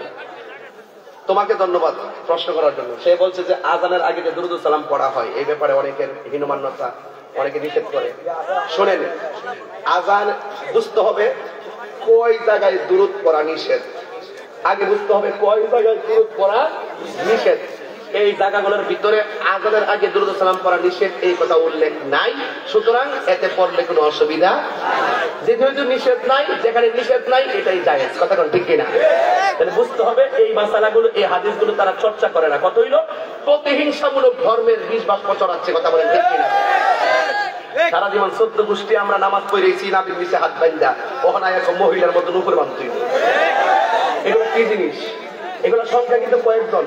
আর এই শিক্ষিত পোলাপান গুলো এরা তো মনে করে কি যে বিশ্বের তারাবি বললে তো কোমরের মধ্যে ব্যথা হইব। 8 টাকা জন কইছে, হুজুরের পেয়ে সহজ। কথা কোন ঠিক কিনা? তারাবিকে 8 টাকা না 20 টাকা? ঘরের কোন বয়া বয়া লেকচার দেওয়া সহজ, কিন্তু আমাদের মতো লক্ষ লোক নিয়ে কথা বলা বহুত কঠিন। ঠিক আছে, এই সমস্ত সাহিত্য, এই সমস্ত আহলে হাদিসের পতনও আসতেছে। আমি এখনো বলি বিবাদন সৃষ্টি কইরা বাহিরের ইহুদি খ্রিস্টানদের টাকা খাওয়া সহজ, কিন্তু বাংলার জমিন ওলি আল্লাহর জমিন। এই জমিনের ভিতরে ওলি আল্লাহর বিদ্বেষ করে কেউ টিকতে পারে না, ভবিষ্যতে পারবে না।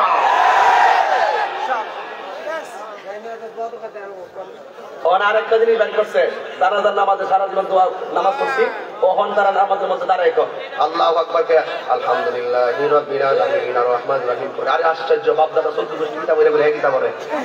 একটা কমেডি শুনে গেছে দেশের ভিতরে। এগুলো হলো কমেডি পার্টি। আমি নাম দিছি নাই পার্টি। আমি একটা প্রশ্ন ছিল, তুই বলে আর কথা হইছে তাহলে ওয়াজ নষ্ট হয়ে যাবে। গুরুত্বপূর্ণ প্রশ্ন। আমরা যেটা দাঁড়াই অনেক ইমাম সাহেব বলছে যে, অনেক উলামায়ে কেরামও বলছে যে যে ঘরের মাঝে ছবি থাকবে, ছবি টাঙ্গাল থাকবো, ওই ঘরে নাকি নামাজ একটা সঠিক কথা বলছে। আমি আজকে একবার কসম করে বলি, আজকে আমি নিজেও এই হাদিসটা পড়ে আসছি। নিজে আমি যখন পড়তেছি ঘরের ভিতরে এই হাদিসটা নিজে পড়ছি যে যে ঘরের মধ্যে কুকুরের ছবি, যে সময় যে ঘরের মধ্যে প্রাণীর ছবি থাকবে সেই ঘরের মধ্যে ফেরেশতা ঢুকবে না। এটাই সঠিক। বসো বসো বসো বসো, এটাই সঠিক, এটাই সঠিক। যে ঘরের মধ্যে কুকুরের ছবি এবং কোন ধরনের কোন প্রাণীর ছবি থাকবে, এই ব্যাপারে যদিও আমরা বিভিন্ন ধরনের মন্তব্য করছেন। অনেকে বলছেন ছবি অঙ্কনের ব্যাপারে অনেক কথা বলছেন, আমরা হাট কথা বলে দিয়ে যাই। আপনারা যেমন আমাদের ব্যানারের মধ্যে ছবি ইউজ করছেন, এইগুলো থেকে বিরত থাকতে হবে। ঠিক আছে, এগুলো চিন্তা হলো আমাকে বলতে হবে। এগুলো আমি সবসময় বলি, শুধু এই নতুন না, এগুলো একটা আবেগের ব্যাপার। অনেক সময় ফেস্টুন লাগাইয়া বক্তা আস্তে আস্তে তার ছবি লাগানো হয়। অনেক সময় ঘরের মধ্যে ছবি, বিভিন্ন ধরনের প্রাণীর ছবি রাখা হয়। এগুলো রাখা যাবে, এগুলো রাখা যাবে না, এগুলো একটু মাথায় রাখতে হবে। এরা তো মহব্বত, আবেগ। যে আবেগ আমাদেরকে বিপদ ডেকে আনে, সেই আবেগ আমাদের দরকার। ঘরে থাকবে ইনশাআল্লাহ। এটা আমার ক্লিয়ার গেট কথা। ওকে, আর আমি ওদিকে যাবো না। তবে একটি কথা, আরো কিছু প্রশ্ন আসলে আমি উত্তর দিব না, আর আমি প্রশ্নের উত্তর এমন দেই না। তবে এই টুপির কথাটা কেন বলছি, সে কোটি কোটি মুসলিম জনতা আর ধর্মের অনুভূতির উপর আঘাত করছে। কথা বলেন ঠিক কিনা? আরো যদি কোন ঠিক কিনা বলেন। এই জন্য যারা প্রশ্ন করছো আমি তাদেরকে বলবো, তোমরা 5 ওয়াক্ত নামাজ পড়বা, নামাজ ঠিক মতো পড়বা, এবং যারা মাহফিলে আসছেন আপনারা সবাই নামাজ 5 ওয়াক্ত পড়বেন। তবে একটা কথা বলি, ওই যে আমার মুরব্বী আপা বলছেন জানাজার নামাজের পরে দোয়া করেন, যেহেতু আমরা এখানে কবরে হাজার হাজার লোক এখানে শোয়াইছি, কথা কোন ঠিক কিনা? জানাজার নামাজ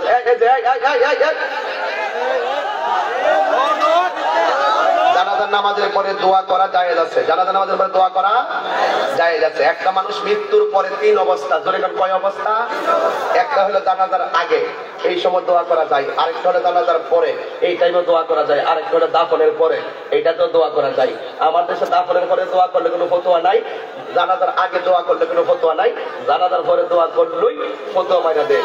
কথা বুঝতে পারছি? কিন্তু মনে রাখবেন, জানাজার নামাজের পরে দোয়া করলে কোনো ধরনের কোনো সমস্যা হবে না। মিশকাত শরীফের হাদিস, ইযা সাল্লাইতুম আলাল মাইয়িতি ফাখলিসু লাহুদ দোয়া, যখন তোমরা জানাজার নামাজ পড়ে ফেলো তখন মাইয়িতের জন্য খালেস করে দোয়া করো। আমরা জানাজার নামাজের পরে দাফনের আগেও দোয়া মানি, দাফনের পরেও দোয়া। আমরা আযানের আগেও দরুদ সালাম মানি, আযানের পরেও দরুদ সালাম মানি। আল্লাহ আমাদের সকলকে কবুল করুন, বলেন আমিন। আসেন দাঁড়িয়ে নবীরে সালাম দে, ইয়া নবী সালাম।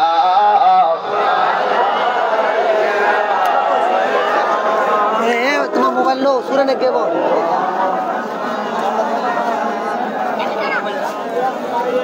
তোমার